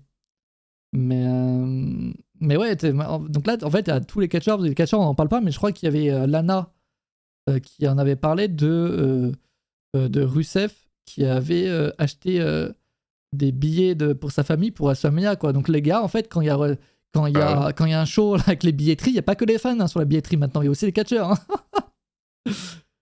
Parce que et en plus, s'ils veulent du ringside, ils doivent aller vite, quoi, les catcheurs. sais pas, si par exemple un PLE a lieu dans la ville natale d'un catcheur et qu'il y a donc toute sa famille, bah, le gars il doit lui-même aller sur Ticketmaster acheter des billets en ringside pour sa famille. Donc LGSA il a dû payer je ne sais pas combien pour sa famille à son aéro. Ça je pense que c'est particulier parce qu'on a vu sa famille à l'écran. Donc est-ce que sa famille ne faisait pas partie de la storyline entre guillemets? Parce que quand je vous parle d'invité, c'est vraiment une invite ou en tant que spectateur, sans application au show évidemment. Là on l'a vu, donc je sais pas. Là j'avoue je sais pas. Rusev et WrestleMania dans la même phrase. Je crois que c'était WrestleMania il me semble. Est-ce qu'il a fait quelque chose à... Non c'était pas WrestleMania, je suis trop con moi. Il a fait son retour l'année dernière après WrestleMania. C'est peut-être Clash in Paris alors. Je sais plus à quel show, mais en tout cas c'était un PLE. La mère de Logan Paul, tu penses qu'elle paye son ticket? Bah, Logan Paul lui paye son ticket, quoi. De ce qui se dit. Après, il y en a certains qui ont évidemment des... Non, mais la mère de Logan Paul, elle a joué dans la storyline, elle a passé le point américain. Là, donc, Ah oui, d'accord, oui. Donc là, je pense que non, elle a été invitée. Oui. En fait, là, quand c'est comme ça, c'est comme un figurant, comme un catcheur indépendant qui serait présent en tant que membre de sécurité, quoi, en gros. Ouais. Il y a des petits passe-droits pour certaines, aussi pour certains noms, j'imagine. Bref, en tout cas, c'est vrai que TKO change beaucoup de choses. Pour les fans ou pour les catcheurs. À mon avis, ils payent, mais on les place réservées quand ils en veulent. Je sais pas. Mais ouais, en tout cas, c'est assez fou. Dans le monde du sport et même dans d'autres sports, les sportifs n'ont plus de billets offerts aux familles. Ah ouais? Après, ouais, ça dépend. Je pense que s'il est... En fait, pour moi, si l'arène est remplie par les fans, je comprends, tu vois, de pas ouvrir des billets à la famille parce que bah, les fans vont payer pour avoir ces billets. Donc ça sert à rien. Mais si t'as WrestleMania qui vraiment est loin d'être sold out, un effort, tu vois. Surtout que c'est WrestleMania en plus, tu vois. On parle pas de n'importe quel show. Bref. Donc, à voir pour tout cela, mais c'est que c'est quand même assez dingue. Mais toi, conclusion, tout ça, tu penses que c'est scripté, que c'est volontaire, que c'est vraiment improvisé? Tu me sors un peu 2-3 minutes d'argument et je serai de ton côté. tu m'as un peu convaincu petit à petit. En fait, ça laisse envie, ça laisse croire, ça me donne envie de croire que c'est pas prévu. C'est vrai qu'on est la WWE, c'est une compagnie qui se fait 1 milliard d'euros par an. C'est géré par TKO qui est big. Ça laisse croire que c'était prévu, évidemment. Ou alors, c'est un peu que recevra une amende. C'est vrai que dans le vrai monde du travail, frérot, tu peux pas faire ça sans recevoir une amende. On est d'accord là-dessus? Ben oui. Non, mais tu peux pas. On peut pas. Tu sais, que ce soit lui, que ce soit Triple H ou que ce soit l'équipe de production, tu sais, je veux dire que ce soit tout le monde. Je veux dire, personnellement, là, je veux dire, si c'est moi qui s'appelle Harry Emmanuel, c'est moi qui envoie Pat McAfee, puis après je vois Cody Rhodes qui le démonte, puis je suis pas au courant. Ouais. J'appelle Triple H. Il y a une différence entre s'en prendre à The Rock dans la promo, en disant qu'il n'est plus une star d'Hollywood, et s'attaquer aux billets, parce que attaquer les billets, c'est attaquer au modèle financier de TKO, quoi. Mm-hmm. Donc c'est pas n'importe quoi. Il est quoi déjà, The Rock, chez TKO? Il fait partie du board, comment on dit en français? Du conseil d'administration. Donc, en gros, quand vient le temps de voter des changements dans des politiques de la compagnie qui touchent les actionnaires, il vote. C'est un petit emploi fictif pour The Rock. Puis oui, comme dit Bloodyface, il prend des sous aussi, effectivement. Bah oui, parce qu'il travaille du coup. Après, est-il là vraiment souvent? Ça, on ne sait pas. Bref, on verra ce que ça va donner. Ce que j'ai aimé par contre, c'est que le lendemain de ça, t'as, je crois, Dave Meltzer qui a dit non, mais cet été, ils vont baisser les prix. C'est Dave Meltzer, il attend toujours qu'il se passe quelque chose dans un show pour parler. Non, mais écoute, on verra. Il peut On pas, de toute façon, verra, mais baisser. moi, je te dis. J'imagine, c'est un énorme plan de com, tout ça pour que. En vrai, ton idée de faire un code Ben, promo pour- est incroyable. Hein. Ils vont faire ça. Ben, pour baisser les prix pour WrestleMania spécifiquement, mais qui se vend pas, ben j'y crois. Là. Tu sais, ben, je te dis pas qu'ils vont baisser les prix sur le long Oui, terme. non, là, non, mais juste pour WrestleMania. Exact. Puis là, ben, faire croire ben, que les prix baissent partout, tu sais, en faisant baisser WrestleMania, alors que c'est faux, tu sais, exemple. Ah, ils Tu vont sais, je faire veux ça. dire, mais ça Putain, baisse. t'as trop raison, ils vont trop faire ça. Ils vont faire ça. Je te c'est sûr. dis, Là, la semaine, ça va là, être cette pas semaine. 15, puis t'as 15% de rabais, tu peux déjà le rentrer sur tes 4 Eh ouais. masters. En fait, c'est un énorme coup de. Il va essayer. En fait, imagine, t'essayes, ça fonctionne réellement. En fait, c'est un énorme coup de com'. C'est, par exemple, vous savez, la WWE, elle donne énormément de promos. Bah, par exemple, là, on l'a vu pour Pâques, là, en France. Il y a eu. Je sais plus c'était quoi la promo. C'était une grosse promo, je crois que c'était 30%, je crois, non? Pour juste le week-end. C'est énorme. Et ils attendent justement, c'est d'avoir le gros coup de com' possible. Et là, c'est vrai que le dire directement à Raw, c'est un énorme coup de com'. Généralement, c'est un petit mail que t'envoies. Les gens sont pas forcément au courant, ou un petit tweet, et les gens sont pas forcément au courant. Là, il faut savoir que WrestleMania se vend pas. Alors, ça se vend, évidemment. Mais par rapport à un WrestleMania, c'est décevant. C'est en dessous, c'est en dessous. C'est Ouais. décevant. Là, je vois les derniers chiffres. La première soirée, on est sur 39 345 billets vendus. Alors que l'année dernière, on était à 60 000. Ouais, mais moi, moi, c'est ça, mais je plains, mais les gens qui ont acheté leurs billets au début parce que les prix font juste baisser, tu sais. Donc, je c'est plains clair. sincèrement. C'est comme ceux qui ont acheté 800 balles le prix Ringside à Raw Paris, mais bon. Alors que ça sera à 100 balles le jour J. Mais, Non, mais c'est sûr, c'est sûr. mais bon. Et c'est un peu qui va lâcher son salaire en code promo lundi soir. Et en gros, ouais, là, l'idée, c'est de sortir le code promo en mode regardez, on a écouté CM Punk. C'est moins cher. Et puis après, les autres shows, vous inquiétez pas que ce sera le même prix qu'avant. Hein. Parce que quand tu regardes Raw se vend toujours aussi bien, il n'y a pas de problème. C'est vraiment WrestleMania qui a lieu à Las Vegas pour la seconde année consécutive. D'ailleurs, question. Réponse. Qu'est-ce qui aurait dû avoir lieu ce week-end? Ben, face à quoi? Ce week-end, qu'est-ce qui aurait dû avoir lieu? Ben, de quoi, qu'est-ce qui aurait dû avoir lieu ce week-end? Qu'est-ce- Un show ben, qui était prévu mais qui a été annulé, là? C'est ça ta question? Qu'est-ce qui aurait dû avoir lieu ce week-end, ouais. Non, mais je te demande une formulation. Un show qui a été annulé puis qui était prévu? Marc, là, dans le chat. On aurait dû avoir WrestleMania à la Nouvelle-Orléans ce week-end. J'ai vu ça passer cette semaine.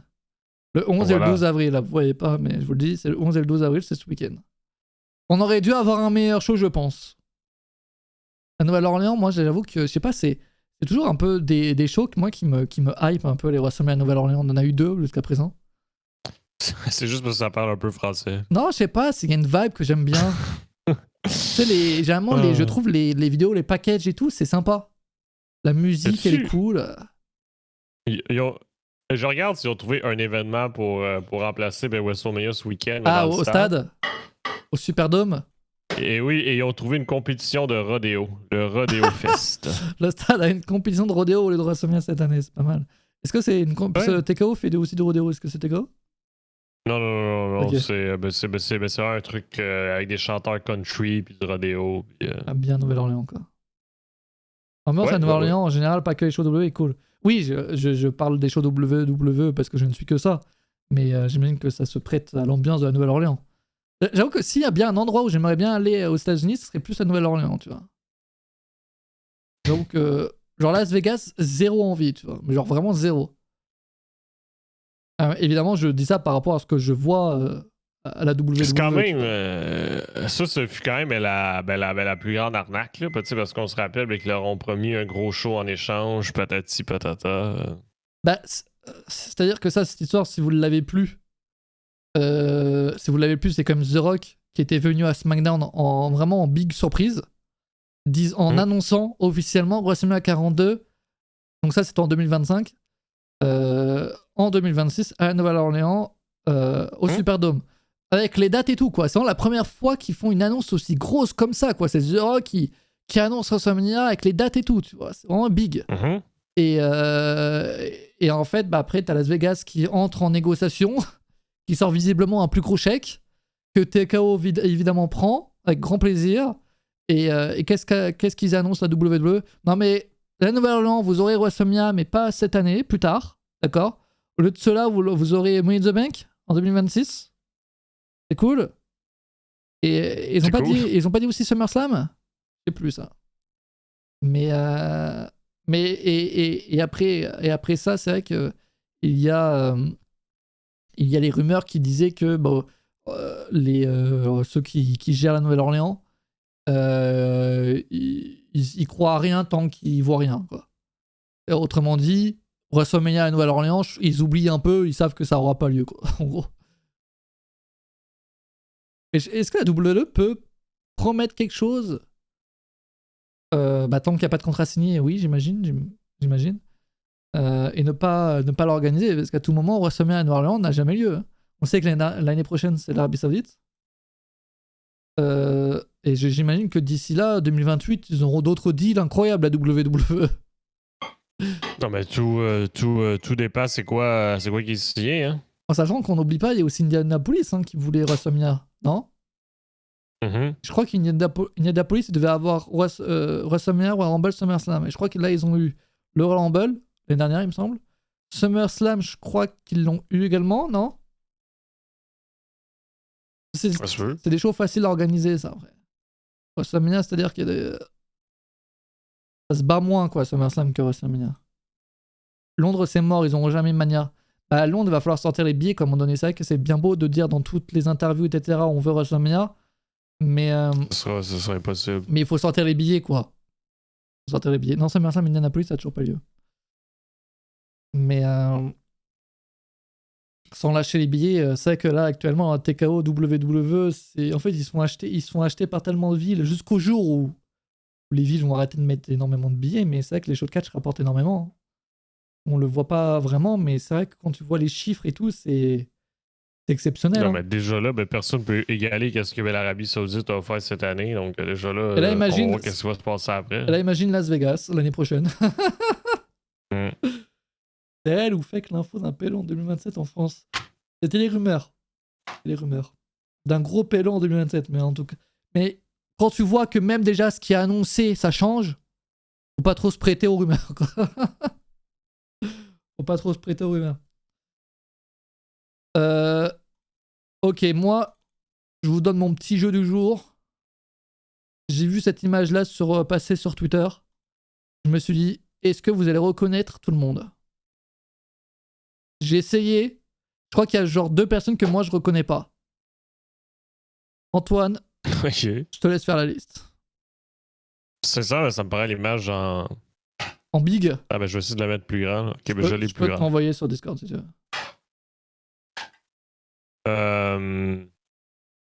Là, faut voir que je te fasse la liste. Est-ce que tu les reconnais tous ou pas? Ben, je sais pas. Peut-être, qui sait. C'est juste que la qualité de photo me fait douter de certains noms. C'est ça qui est... ouais, c'est ça qui est compliqué. Parce que donc... C'est ça qui est... Au premier rang, il n'y a aucun problème là-dessus. On l'a tous.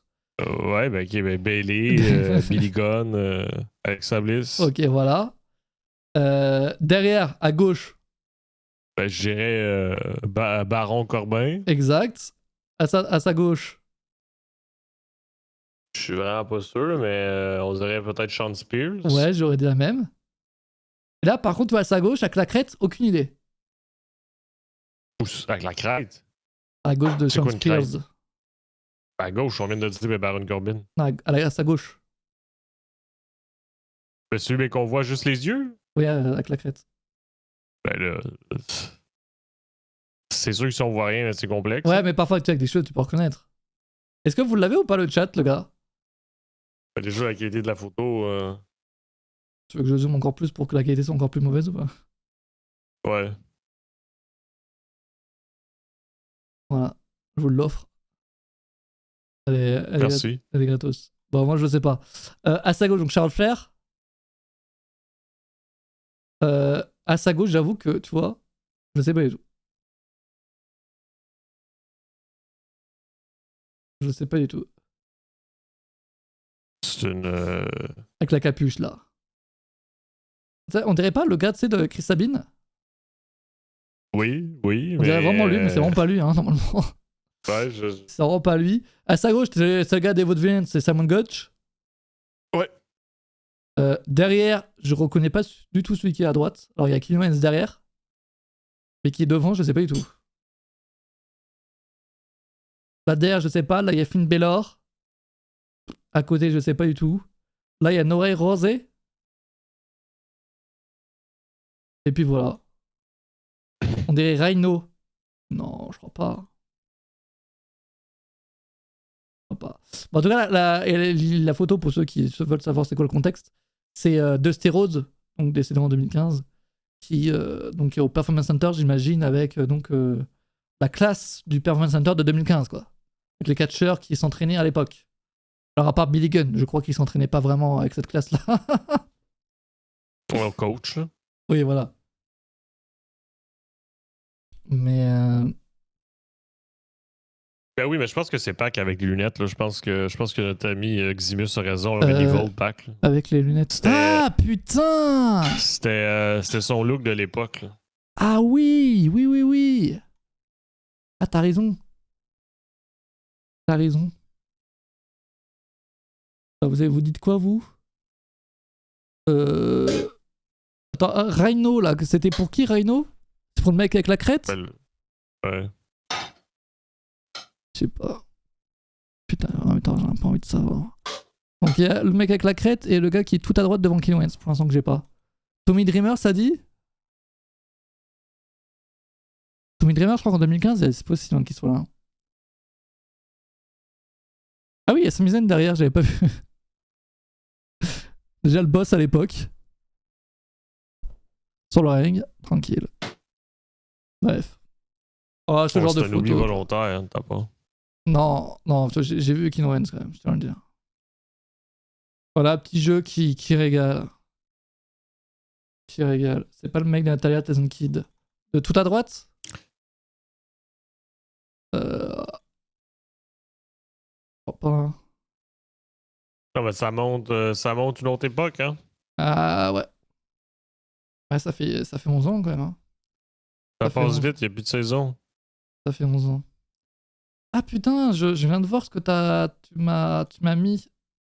Ah putain, je l'avais. C'est vrai que j'avais vu passer également ce tweet-là. Ça, c'est incroyable. Hein. C'est ce dont j'avais parlé. Alors, je ne voyais pas le contexte. Attendez, laissez-moi vous l'afficher. Bam, bam, bam. C'est ce dont j'avais parlé, je crois, la semaine dernière, je crois, non? Quand je disais qu'il y avait une différence entre les chants en live et les chants en replay. Et c'est vrai qu'on l'a encore vu donc la semaine dernière. En live, ça dit holy shit. Et sur le replay, This is awesome. Donc ça, c'est sur Netflix. Je vous enlève juste ça et je vous mets le son. Et c'est quand même une folie. Donc là, sur le live.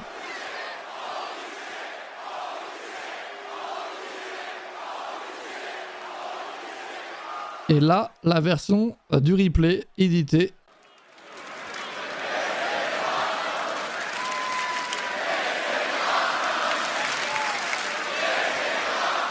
Non mais c'est quand même dingue quoi. Moi j'avoue que j'ai du mal vraiment à comprendre les États-Unis quoi. Aux États-Unis, je sais pas, tu fais une émission où ça se bagarre en slip, y a aucun problème. Par contre, holy shit, ça pose problème. Non mais moi je comprends rien à Netflix là, tu sais, je sais qu'on a parlé mais encore et encore là, mais tu sais, tu peux regarder une série puis tu vois de la nudité. Mais oui, tu vois, il y a des insultes également. Mais voir du sang à SmackDown, voir du holy shit à Raw, ça passe pas au conseil. Je pense comme si qu'ils traitent ça comme si de la réalité et non de la fiction. Ouais, c'est ça, ça pose vraiment problème, quoi. Tu vois des gens mourir dans des séries, quoi. Je comprends pas pourquoi c'est pas flouté. Non, mais moi, je pense que c'est catastrophique. Et dire que la WWE, à l'époque, vraiment, a joué là-dessus en mode sur Netflix, ça va être incroyable, il n'y aura aucune censure. C'est pire qu'avant. Non, mais le pire, c'est que. Tu sais, je veux dire. Si t'écoutes ça en replay, tu sais. Ça change un peu l'histoire, quoi. Ah oui, ça change tout. Bah, ça... Ah non, ça change vraiment tout. Tu sais, parce que le Holy Shit puis This is Awesome, tu sais, je veux dire, ben, ça décrit deux choses différentes comme telles, là, tu sais. C'est pas pour la même chose que les gens chantent ça, là. Ah ouais, non, mais c'est catastrophique. Et pas pour rentrer dans les clous de tous les pays, car il y a des restrictions différentes partout. Mais honnêtement, une série qui est quand disponible, elle est disponible partout également, tu vois. Tu sais, puis quand on parle de nudité ou de paroles vulgaires ou utilisage de drogue, utilisage de sang, tu sais, je veux dire, ben, c'est présent aussi, non? T'as des séries interdites dans des pays, ah ouais? Ouais, mais par exemple, oui, je sais ça, pas, je vais prendre un exemple au pif, mais dans littéralement toutes les séries, t'as au moins un mort, tu vois. Tu sais, puis... Ouais, j'avoue que je sais pas. Puis si c'est le cas, ben, je peux pas croire qu'ils sont pas capables de... Exemple, de proposer une version moins modifiée pour des pays plus Oui, dans ce libres, cas-là. entre guillemets, Dans puis ce des cas-là. versions plus modifiées, mais pour ceux que c'est pire. Hein.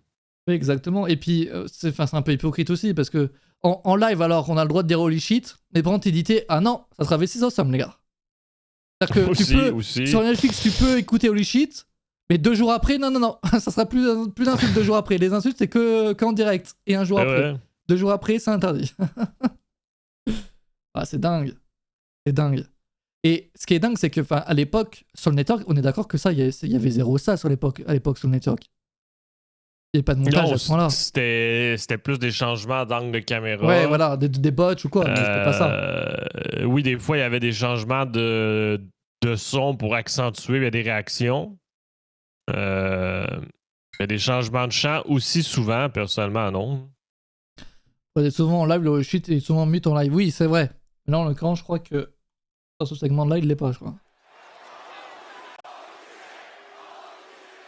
Peut-être toujours une différence, c'est est-ce que c'est le catcheur qui le dit? Est-ce que c'est les fans? Parfois c'est mute, parfois c'est pas mute. Ah ben, c'est tellement compliqué. Ouais, t'as beaucoup de micros mute aussi. Oui. C'est catastrophique. Hein. C'est catastrophique. Alors, je sais que quand c'était diffusé sur les chaînes de télévision aux États-Unis à l'époque, c'était un peu mute, mais c'était pas autant que là, quoi. Je sais que c'était mute seulement quand c'était les catcheurs qui prononçaient les mots. Il me semble. Certains mots d'ailleurs, puis pas là, tous. c'est encore le cas. Certains mots sont mute indirectement, mais par la prod WWE aussi. Hein. Ouais. Mais tu sais que ça, donc là, ce tweet a fait beaucoup parler cette semaine, mais ça existe depuis le début, depuis l'arrivée sur Netflix, parce que je me rappelle que John Cena en Belgique. Tu nous en parlais. John Cena en Belgique, les fans avaient chanté genre un truc en mode fuck you, et John Cena en fait il répond au chant.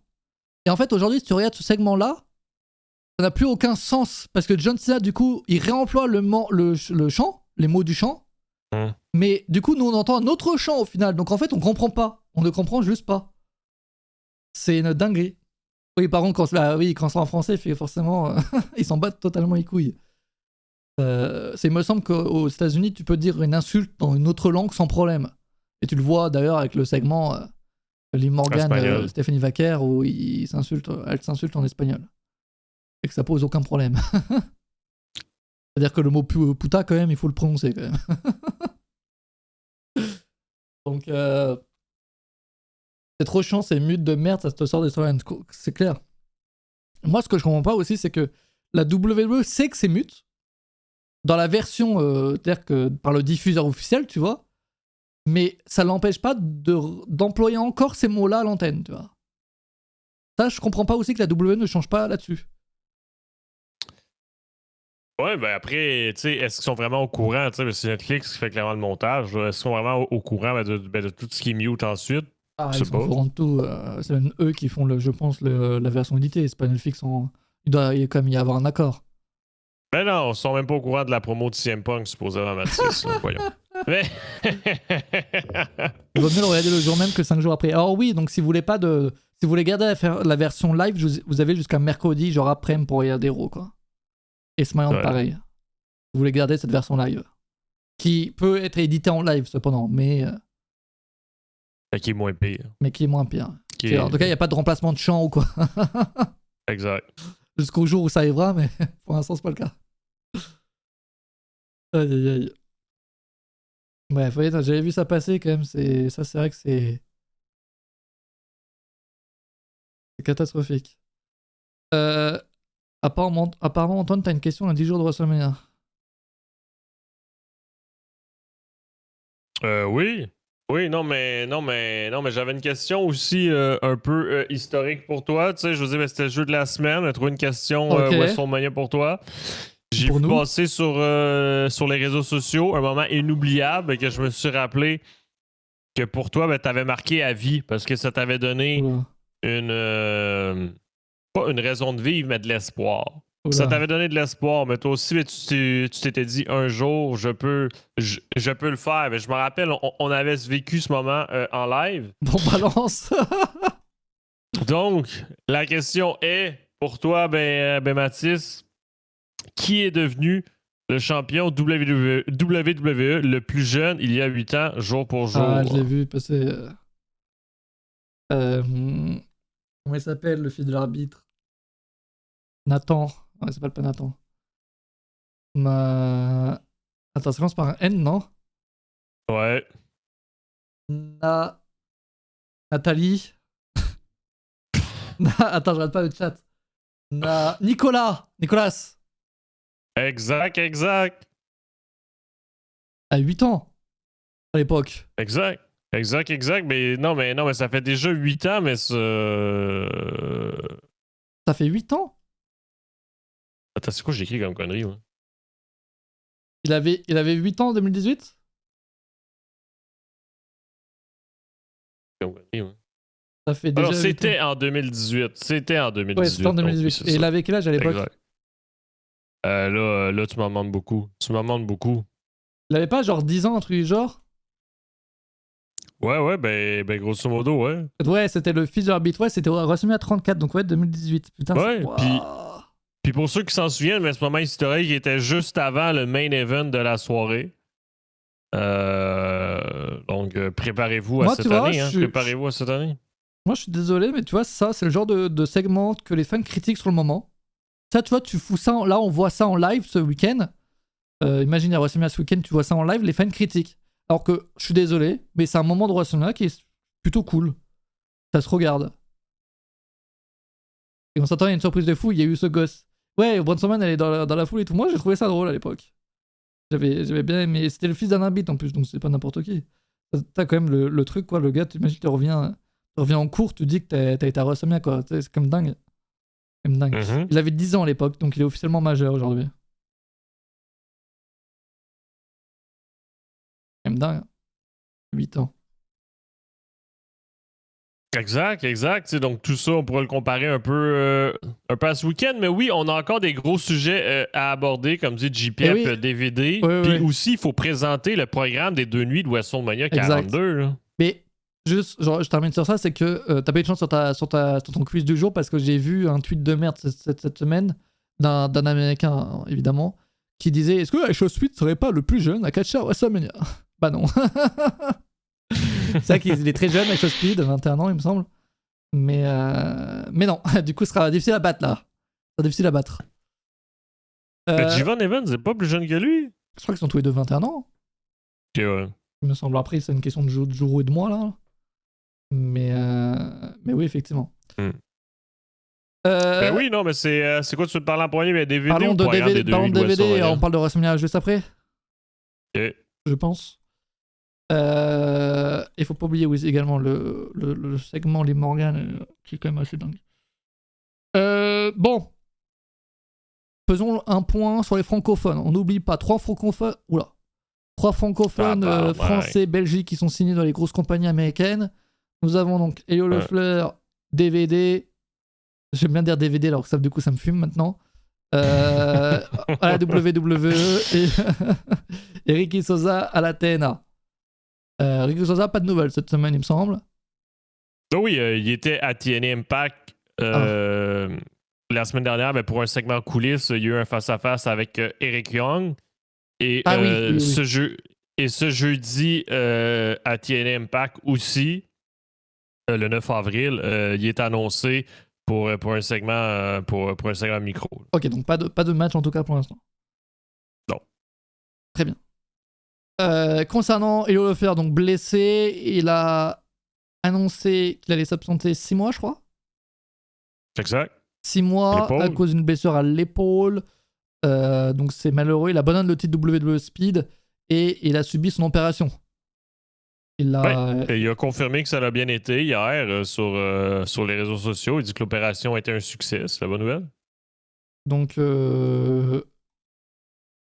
absence, mais pas totalement, parce qu'on l'a vu hier avec justement DVD dans un segment en coulisses à NXT que je vais vous montrer dans quelques instants. Et donc il va y avoir un tournoi en fait à NXT, Antoine. Non, mais le tournoi, il est déjà en cours. Là. Ben, il y a déjà un tournoi en cours pour déterminer justement qui sera le prochain champion Speed. Un tournoi qui a seulement 2 matchs. Là. Donc, Lexis King a gagné le premier match hier. Et le prochain match, ça va être avec DVD contre Ike Prosper, que vous voyez à l'écran. Ike Prosper, d'ailleurs, c'est officiel. Hein. Ben oui, je vous l'avais spoil. Tu l'avais spoil, c'est vrai que ouais, ça aurait pu être ta propre information. Donc, c'est la première apparition de DVD. À NXT. Ouais, sur les écrans de NXT, oui, c'est ça. Puis en plus, avant ça, il faut en parler aussi. Il était au show de Evolve mercredi et au show de la AAA samedi. Ouais, tout s'est fait en une semaine. Au moins, tu vois, des mois d'absence, mais au moins une semaine, t'as la totale. Ouais, non, mais tu sais, quand on dit des fois une blessure fait le bonheur des autres, tu sais, je veux dire, c'est bien dommage pour Elio Lefleur qui s'est blessé. Mais là, ce segment-là que vous voyez à l'écran a vraiment été présenté en mode je suis Elio Lefleur et j'ai été voir Robert Stone, le general manager de NXT, pour te donner une place dans le tournoi pour une chance au titre. Donc, c'est vraiment Elio Lefleur dans la storyline qui donne une chance à DVD pendant qu'il est blessé. Tu sais. Donc, ça remet tout ça en perspective. Si Elio Lefleur n'était pas blessé, je présume que DVD ne serait même pas à NXT cette semaine. Je pense aussi. Je veux dire, mais par contre, il serait quand même à la Evolve à chaque semaine. Mais ça il serait libère pas une place, NXT, là. Au moins, ça libère une place. Avec la blessure. Exact. Donc, mardi prochain à NXT, il va affronter justement Ike Prosper. Puis s'il remporte le match, ça sera lui contre Lexis King pour le titre. AAA, c'était enregistré en février. Alors là, AAA, oui, et Evolve aussi. Hein. Evolve, vous savez que c'est enregistré 2 mois à l'avance. Là, je viens de voir que ça a été enregistré le 20 février, son match à Evolve. Il n'est pas le plus grand match de tous les temps. Vous pouvez ne pas le regarder. Et à la AAA, c'était enregistré également en février, avant la blessure d'Elio Lefleur. Et l'équipe, en plus, assez intéressant. C'est pour ça que c'est difficile à calculer. Là. L'équipe, en plus, c'était une équipe 100% européenne. Oui, parce que c'était Team Europe comme Team UK. C'était ça le concept. À la AAA, ça aurait pu fonctionner. Hein. Donc Axiom, donc, qui est espagnol. DVD belge. Et Elio Lefleur français. Mais c'était un match d'un soir. Là. C'était un match d'un soir faire Europe contre UK. Là. C'était pas... c'était pas... Mais peut-être que ce match-là aurait pu déboucher sur quelque chose. Ouais, mais tu sais, avec tous les shows AAA qui sont enregistrés, on sait que la réponse est non. Exact. on sait que ça rien que ça l'a débouché sur rien du tout. Tu sais, je veux dire, sincèrement, moi qui suis la AAA à chaque semaine, c'était vraiment un match bouche-trou, mais dans le sens que c'est un match sans storyline. Oui, ben vraiment, il n'y avait rien mais dans ce show-là. Là. Je veux dire, si tu regardes le programme, là, c'était vraiment. C'était vraiment un show bouche-trou entre les nouveaux shows qui s'en viennent puis les anciens shows de Rey de Reyes. C'était vraiment pour combler une semaine de show. Je pense qu'il a catché plusieurs fois. Contre... Donc on l'aura Evolve et NXT en même temps. Ce qui est bien avec Evolve, c'est que surprise. C'est que vu que c'est enregistré 2 mois à l'avance, mais c'est-à-dire que t'as aucun spoil parce que t'as 3 fans, encore je sais même pas si c'est des vrais fans, en spectateur. Donc surprise totale. Mais ça c'est vrai. Parce que s'il a fait ses débuts à la Evolve, c'est que je présume qu'il va être impliqué dans une storyline quelconque aussi. Ouais. Donc oui, ça c'est vrai, le Jorginho. C'est ça le problème, mais vu que c'est enregistré d'avance, des fois il y a tellement de paramètres que tu peux pas contrôler, on le voit encore. Là, ça va donner qu'il va être sur 2 shows en même temps. En plus, il y a LFG qui va commencer par le week-end de WrestleMania. Donc, ils vont être partout en même temps, mais il y en a un qui est blessé, puis l'autre qui n'était pas censé être là. Donc, voilà. Exact. Et donc là, NXT, cette semaine, avec le segment avec une petite phrase en français, ce qui généralement, moi, me fait chier quand c'est quelqu'un qui parle en espagnol comme ça. Mais là, quand c'est en français qu'on comprend, forcément, c'est bien mieux. Ok. Enfin, forcément. Ah, alors, si je le mets au ralenti, c'est vrai que ça peut ne pas... Non, mais c'est parfait, comme ça, on profite bien du segment. C'est une bonne idée. Pourquoi c'est au ralenti? Pourquoi c'est en point 1? Non, mais c'est une excellente idée. Oh, putain. Ah, puis là, c'est en avance rapide. Là, il faut que tu te décides, Mathis. Mais ça veut pas, frérot. Attends. Préférez en x0,25 ou en x2, les gars? C'est bon. Now I have to give it all because of my shoulder. Next week.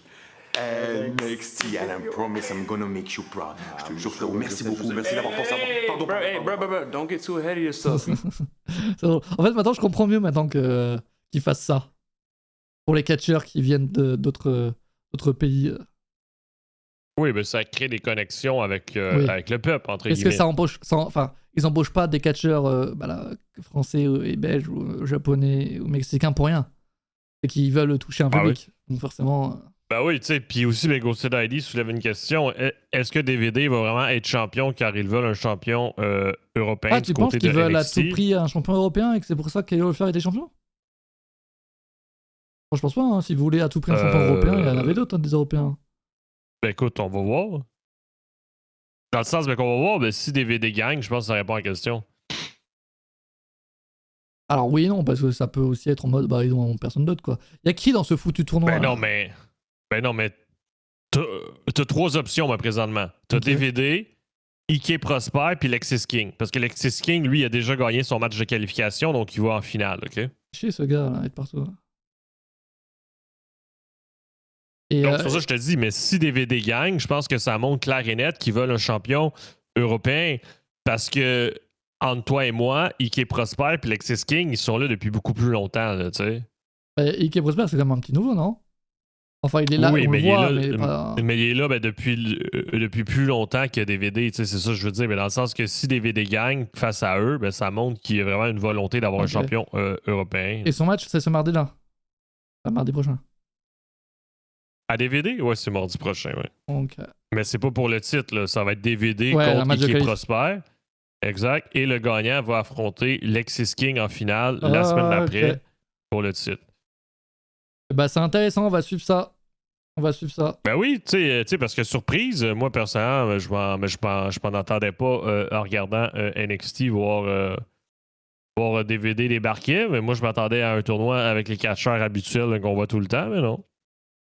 Ah, c'est plutôt cool. On espère qu'il lui arrivera pas le même destin de devenir champion puis se blesser 2 semaines plus tard. C'est sûr. Ça serait con. T'as vu le match à la AAA ou pas, toi? Tu l'as vu en entier ou pas? Si j'ai vu en entier, non. Non, parce qu'il a vraiment duré très, très, très, très longtemps, personnellement. Donc, j'ai regardé la fin. Vite fait, Chris Jericho a fait son retour à l'AEW. Après des mois et des mois de suspense, on se disait, va-t-il faire son retour à la WWE? Il y avait des rumeurs. Apparemment, il y a bien eu des discussions entre les deux, entre Jericho et la WWE. Finalement, il a fait son retour à l'AEW l'année dernière. La semaine dernière. La semaine dernière, effectivement. Et Surprise. Et ça n'a pas été si bien accueilli que ça par les fans. Ben oui, ça a bien accueilli. Je sais pas pourquoi tu dis ça. Ça n'a pas été si bien accueilli que ça que par les fans. À moins que j'ai pas regardé dans la bonne salle ou sur les réseaux sociaux? Dans la salle. À moins de ne pas avoir regardé la bonne vidéo, mais... Non, mais si tu veux mon avis, je pense qu'il y a un peu 2 raisons à ça. Dans le sens qu'il faut se remettre en contexte. C'était quand même le 1er avril. Non, mais moi, personnellement, quand le Team Song a commencé, j'étais pas sûr s'il fallait que j'y crois ou non. Ah, d'accord. Non, mais en toute transparence, mais non, mais la foule était là, je sais pas pourquoi. Oui, t'as la surprise, mais t'as du début, évidemment. Non, mais tout le monde chante. Je sais pas ce que tu voulais de plus, mais. Je sais pas, je trouve pas la pop si folle que ça. Je dis quoi, Jardino? En même temps, tu sais, je veux dire, ça fait 1 an pile qu'il est parti. Bah justement, là c'est censé être une norme pop, non? Moi je ça trouve fait qu'en 1 an fait qu'il c'est est parti 50-50. pour quoi, aucune la réaction. raison, puis tu sais pas pourquoi il est revenu, tu sais. Est-ce que je peux me permettre de... Mais ça reste que moi, personnellement, mais quand il est revenu, moi, personnellement, ça m'a donné des frissons, mais dans le sens que ça m'a tellement pris par surprise, puis j'y croyais plus que c'était un moment quand même impactant, puis ils ont réussi à faire une belle surprise, je trouve. Il faut se le dire, il n'y en a plus beaucoup des moments comme ça, puis ils ont réussi à surprendre tout le monde. En fait, c'est que moi je trouve ce retour il est bizarre, c'est que tu sais pas en fait s'il revient avec une vraie volonté, Ben, on va que voir, se passe-t-il, quoi? Est-ce que c'est juste le deal qui est comme ça, quoi? Est-ce qu'il peut pas rejoindre la WWE s'il apparaît pas à nouveau la WWE pour finir son contrat? Est-ce qu'on est d'accord que... C'est parce qu'il y a une volonté de garder le silence. T'sais, on connaît Chris Jericho. À chaque fois qu'il fait des retours, il fait toujours un peu ça. Il dit pas grand-chose pour garder le suspense pendant le plus longtemps possible. Et après ça, il explique pourquoi il est là. T'sais, on le sait, il fait pas mal tout le temps ça. Là.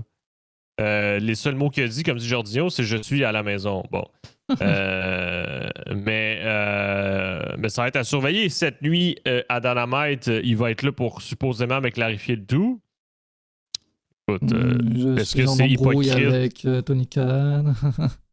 Non, mais est-ce que c'est hypocrite? Pourquoi il fait son retour? Sincèrement, j'en ai aucune idée. Sincèrement, j'en ai aucune idée, tu sais, parce qu'on sait toujours pas qu'est-ce qui s'est passé pendant cette période-là de 1 an. Là. Bah, de ce qui se laissait voir, c'est que il y a quand même des petites galères avec Tony Khan, hein, quand même.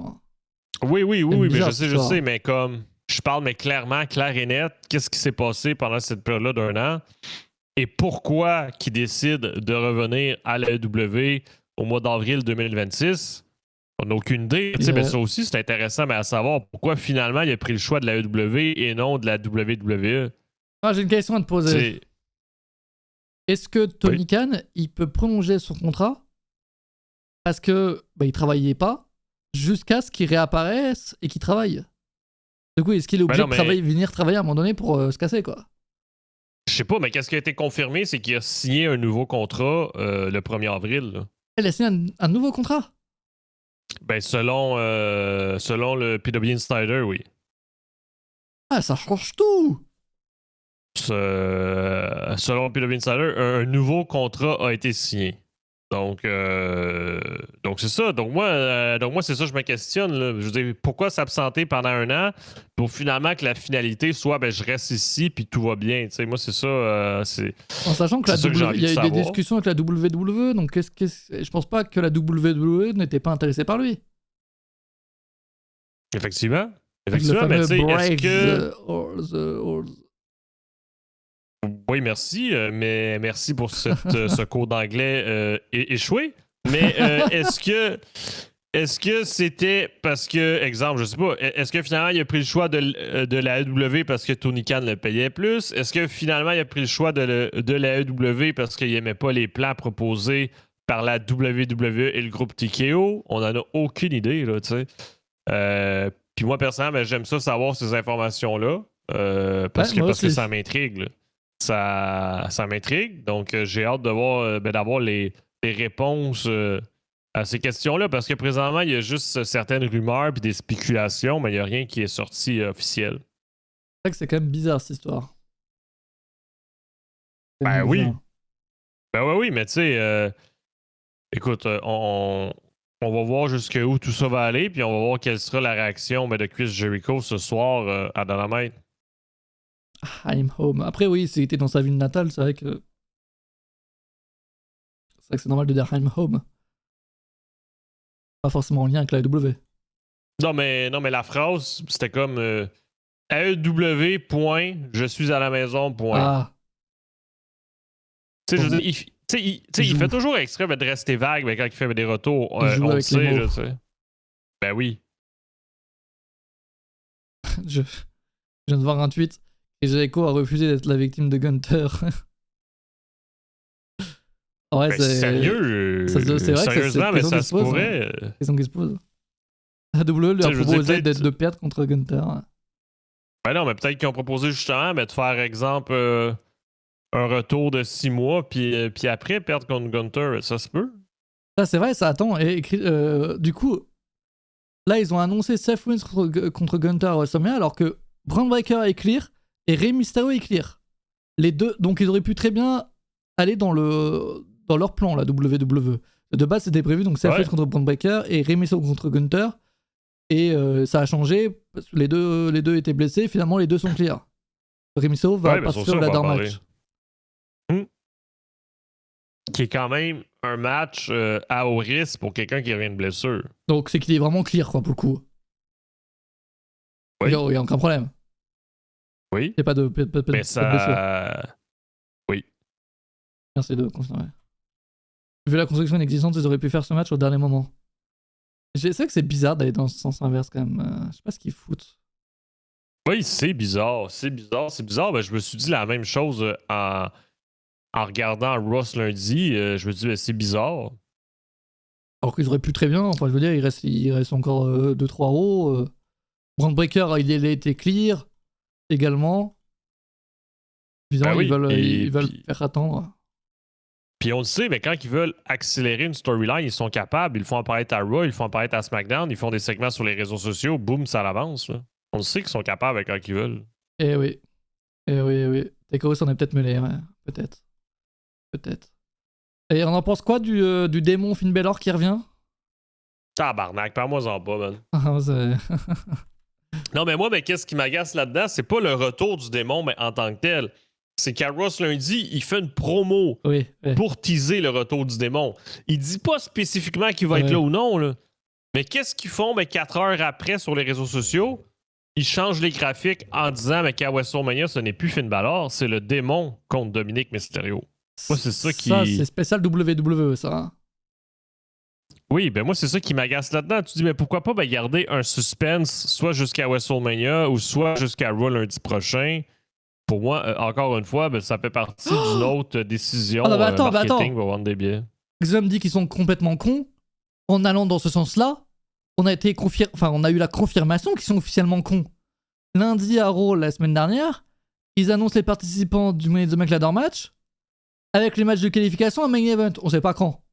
Match de qualification de Main Event ont lieu quand? Le jeudi après Raw. C'est-à-dire que jeudi, tu regardes les matchs de qualification, tu connais les résultats. Tu les connais. Parce que tu connais les matchs tu connais les participants. Non mais ça n'a aucun sens. Qu'est-ce que tu veux dire? Je suis pas sûr de capter. Je suis peut-être moi qui est con. Les matchs de qualification qui ont lieu après l'annonce des participants. Ouais. Donc on a les spoilers des résultats. Ouais. Et tu regardes le show Main Event. On en a parlé la semaine dernière, oui, mais la semaine dernière, on n'avait pas eu la confirmation que c'était quel show de Main Event. Moi là, on le sait que le show n'avait pas encore eu lieu, quoi. Parce que moi, j'étais en mode, j'ai peut-être zappé un truc, tu vois, dans les shows Main Event. Peut-être qu'il y a des matchs de qualification que je n'ai pas vus. Et non. Ça aurait été gênant de ta part. Je veux dire, la seule personne qui regarde Main Event. Ça aurait été très gênant. Ça aurait été très gênant. Moi, je trouve ça complètement fou qu'à Raw, ils nous disent les participants et que les matchs de qualification ont eu lieu à Main Event et que Main Event est diffusé 3 jours plus tard. Et que sur les réseaux sociaux, la WWE te dit regardez Main Event pour savoir qui se qualifie. Ben non, frérot, on le sait en fait. On le sait. Juste, on le sait. Et ça, je trouve ça dommage parce que, certes, les matchs de qualification ont lieu à Main Event et pas à Raw. Ce qui fait que, bon, il y a moins d'importance ou quoi, peut-être. Mais moi, ça me dérangeait pas d'attendre juste quelques jours, d'annoncer les participants à SmackDown, tu vois. Attendez quelques jours. Bah oui. À Raw, annoncer juste le match et à SmackDown des participants. Bah oui. Ah oui, puis il n'y a rien mais qui urgeait d'annoncer les participants. Je veux dire, tu pouvais juste annoncer que Penta lance un ladder match pour son site intercontinental, puis ça suffisait, puis tu gardes les participants pour 4 jours après, mais t'as raison. Moi, c'est ce genre de truc qui me dérange énormément. Ça fait un moment que j'ai pas regardé de show, c'est le retour de Money in the Bank à Mania. Non, c'est le retour du ladder match pour le titre intercontinental. Il y en a eu quelques-uns à WrestleMania. Le dernier, Antoine, en quelle année? Je sais pas, 2024, je dis de la merde. 2024. J'en ai pas la moindre idée. C'était 2020, je crois, non? Non, pas 2020, qu'est-ce que je raconte? C'était le 31 2015. C'était 2015, non? Le dernier ladder match pour le titre intercontinental. Parce que le tout dernier ladder match à WrestleMania, c'était en 2020. Et ça c'était dingue, c'était John Morrison qui avait défendu les titres par équipe en solo. Parce que je crois que The Miz était blessé, un truc du genre. Donc ça c'était fou. Je sais pas qu'une attaque de Vikingo serait possible sur MSO en mode arrivé à WWE lundi. Moi j'avoue que j'ai pas trop compris pourquoi Vikingo n'avait jamais débuté à la WWE. Alors quand je dis débuter WWE, c'est à Raw ou SmackDown quoi. C'est parce qu'ils l'aiment pas, visiblement. Parce qu'ils veulent en faire une star de la AAA. Et j'avoue qu'à Raw, je m'attendais à le voir. Alors que là, ça fait un an. Je suis désolé, mais même à la AAA, c'est pas une star. Là. Bah, ils voulaient, et puis j'avoue que la réaction des fans, en fait, ils se sont mis dans un merdier pas possible. Parce que il y a un certain mec. Ils ont commencé. Oui. La fan voulait plus voir un mec qui s'est fait arrêter ce week-end. Donc c'est vrai que. Ben oui. Je veux dire, ils se sont mis dans ce problème-là dès le début, puis présentement, ben, à la AAA, ben, la personne qui est le plus hype, ben, c'est Grande Americano, ben, version Ludwig Kaiser. Non, mais c'est vrai. Oui, c'est vrai, je sais que c'est vrai. Mais ça, ils auraient pas pu c'est 100% vrai. Ils auraient pas pu savoir ça, que ça allait être lui. C'est un personnage qui une parodie, quoi. Qui devient plus populaire que tous les catcheurs mexicains de la fédération. Ben, je sais, puis le but de ce personnage-là de base, là, ben, c'est d'insulter le Mexique. Là.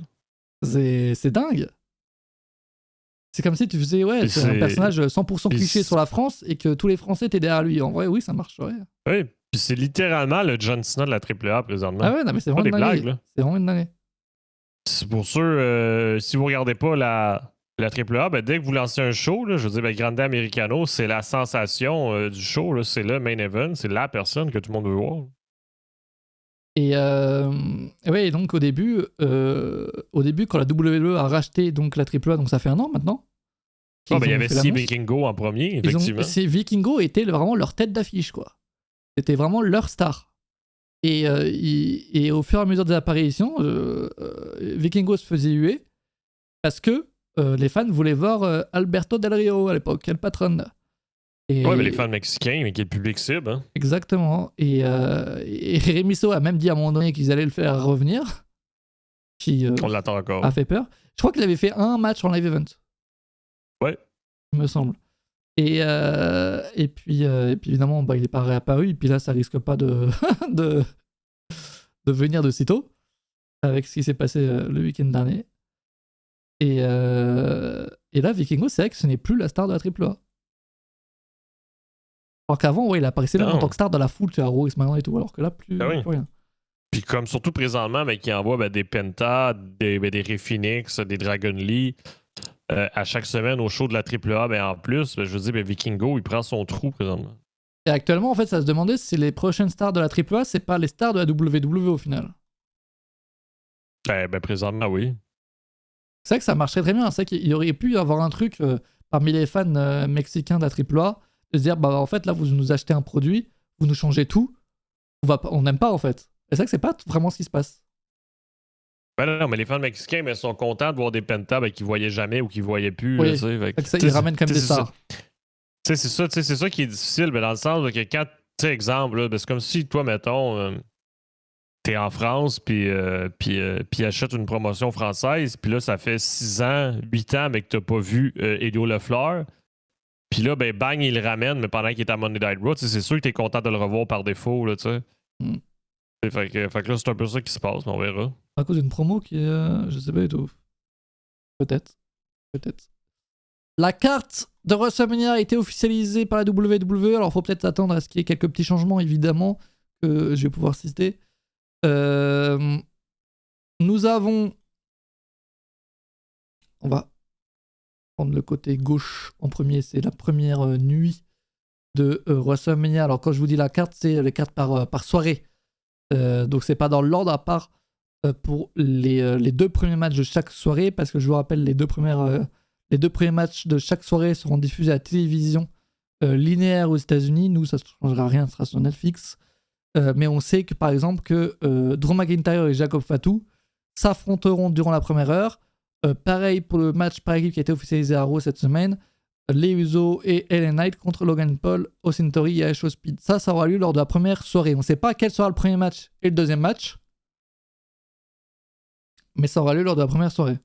Lors de la première heure, pardon. La première soirée.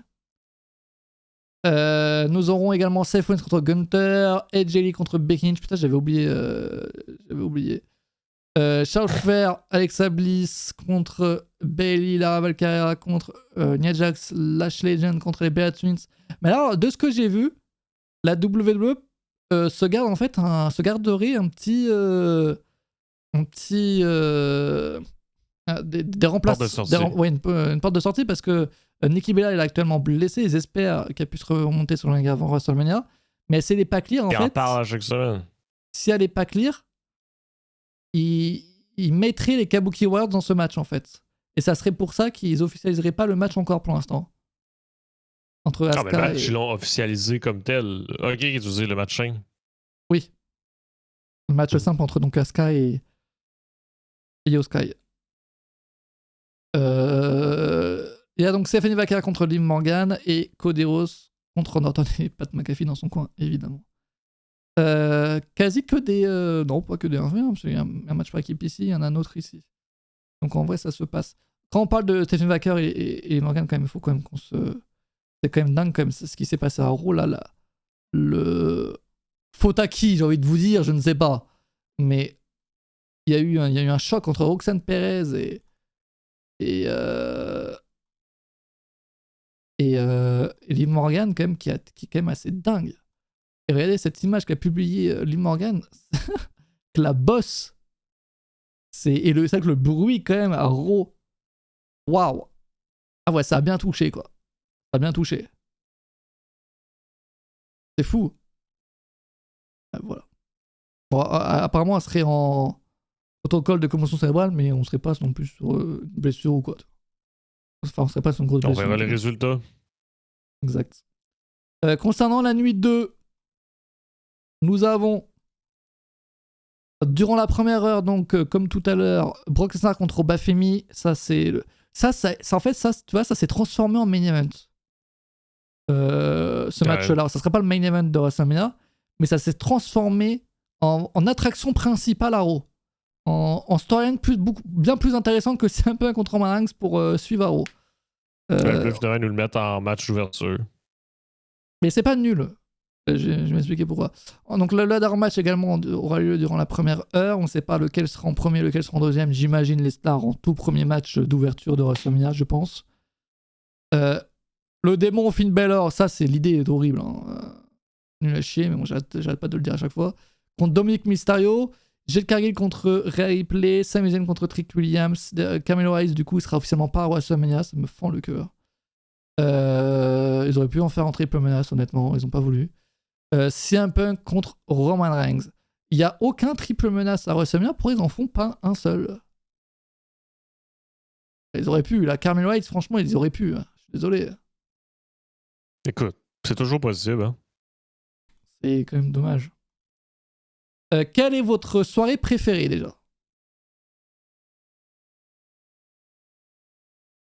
Ben, je pense que par défaut, moi ce serait la nuit 2, mais par défaut.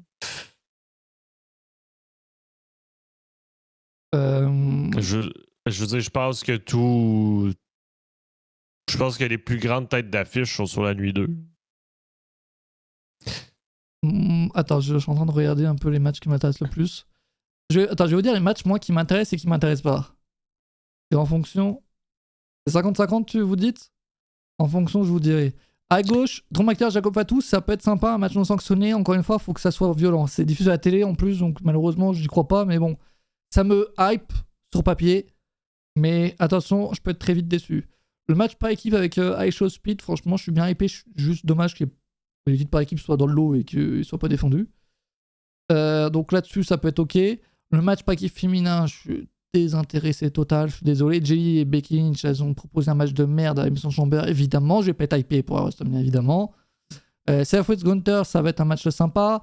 Liv Morgan, Stephanie Vaquera, ça va être un match sympa. Cody Rhodes, Randy Orton, le match va être sympa. Peut-être un peu lent, mais il va être sympa. Donc là-dessus, j'en ai donc 4 sympas. À droite, seconde soirée, Obafemi Brock Lesnar Masterclass. Ladder match. Normalement, on met Rey Mysterio en plus.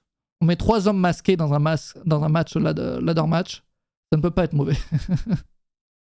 Et surtout avec, quand tu sais qui se trouve derrière les masques, évidemment, Dragon Lee, Rey Mysterio et Penta. Franchement, je comprends pas pourquoi il n'y a pas Rey Fenix. Et c'est là où on voit que la WWE ne regarde pas la AEW. C'est pas possible de ne pas mettre Rey Fenix dans ce match-là. Le gars est totalement disparu de la WWE. Bon, c'est tarot, vous me direz. Mais bon. Donc Masterclass aussi ce match-là, en vrai de vrai. Ça va être très bon. Finn Balor, Dominic Mysterio, c'est le néant total de mon côté. Jeff Cargill, Rhea Ripley, ça va être bon. Je pense. Sami Zayn, Trick Williams, ça va être bon. Je pense. Les deux sont over et tout, franchement, c'est incroyable. Et Roman c'est un peu que ne m'intéresse pas, mais c'est quand même deux gros stars. Ça va être cool. Donc, il n'y a qu'un match sur la seconde soirée qui m'intéresse pas, donc ouais, de seconde soirée plus intéressante pour ma part.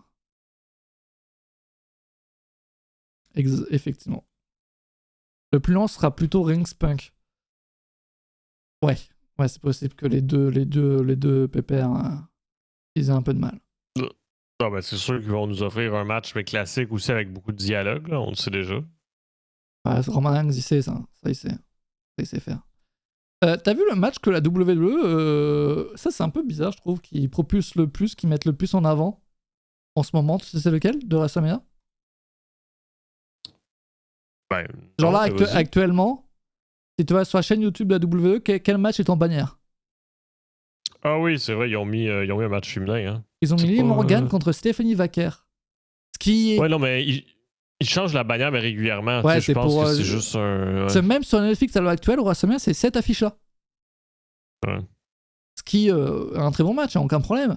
Mais c'est que je crois pas que ce sera le main event ni de la nuit 1, ni de la nuit 2.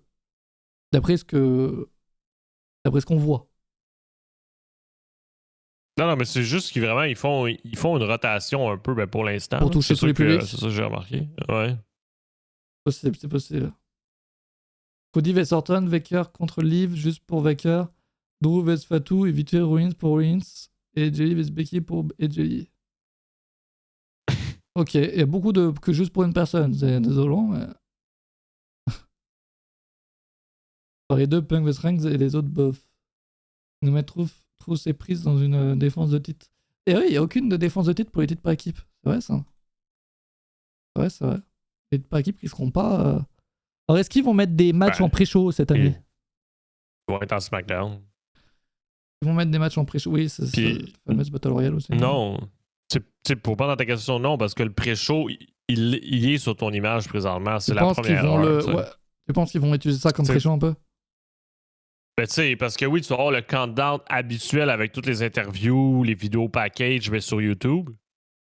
Mais après ça, eux, ce qu'ils vont vraiment se servir comme pré-show, c'est la première heure sur ESPN. Parce qu'on le veuille ou non, mais leur public numéro 1, c'est les États-Unis. Ah oui, mais donc, sur ESPN, ça va être big. Hein. Ils ont énormément de choses à jouer. On en parlait ces dernières semaines. Là, il faut que... En fait, là, la première heure, ils doivent dire aux fans... Enfin, ils doivent... Pas des fans, du coup. Ils doivent dire aux téléspectateurs... Maintenant, vous allez venir sur ESPN, vous allez payer l'abonnement, vous allez regarder WrestleMania en payant. Ben exact. Ben, c'est ça le but de ça.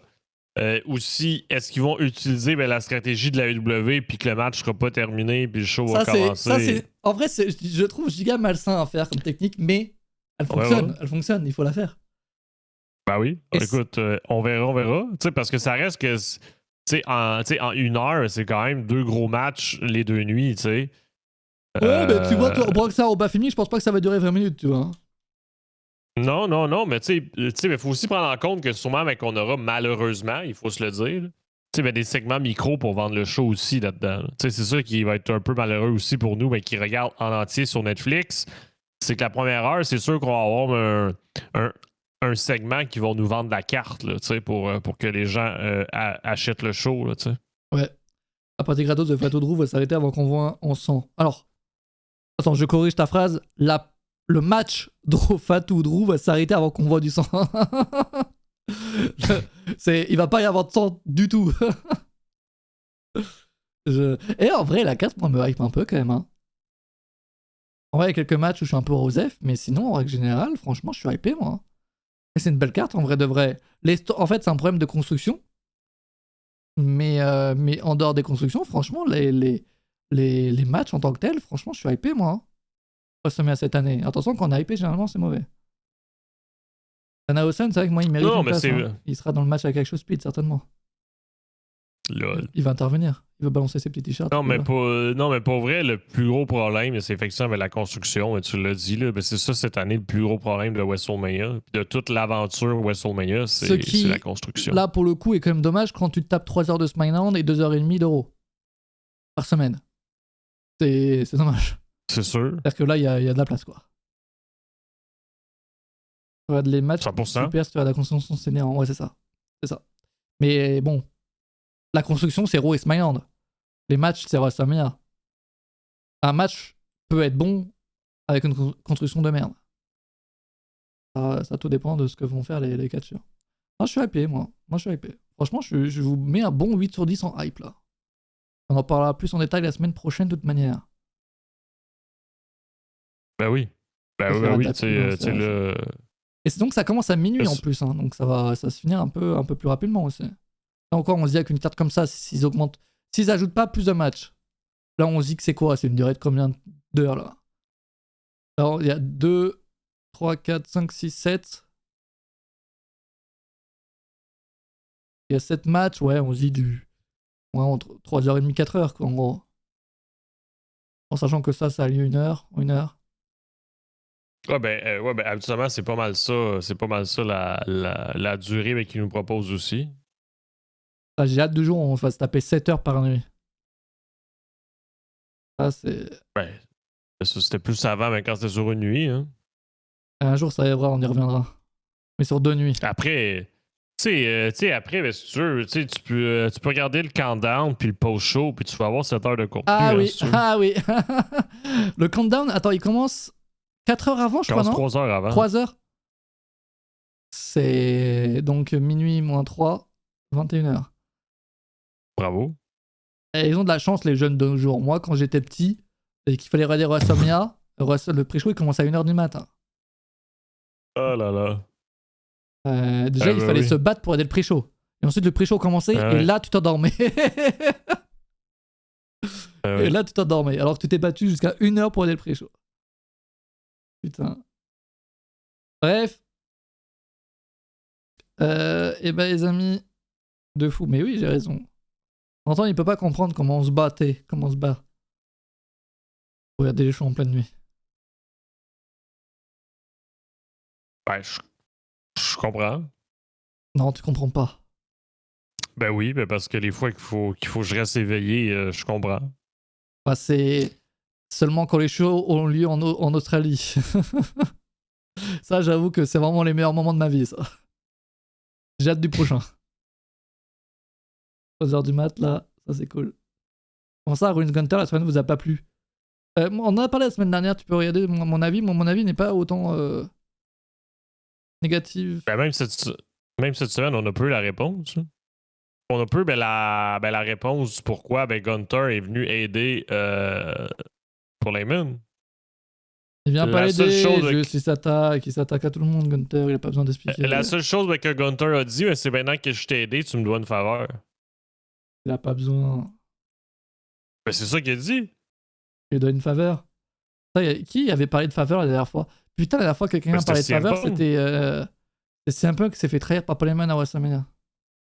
Bah oui, puis là, Gunter qui a dit justement, vu que je t'ai aidé, tu m'en dois une, tu me dois une faveur. Il va le trahir.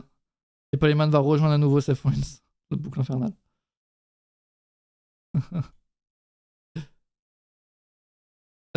Finalement, il est dans le ladder match web.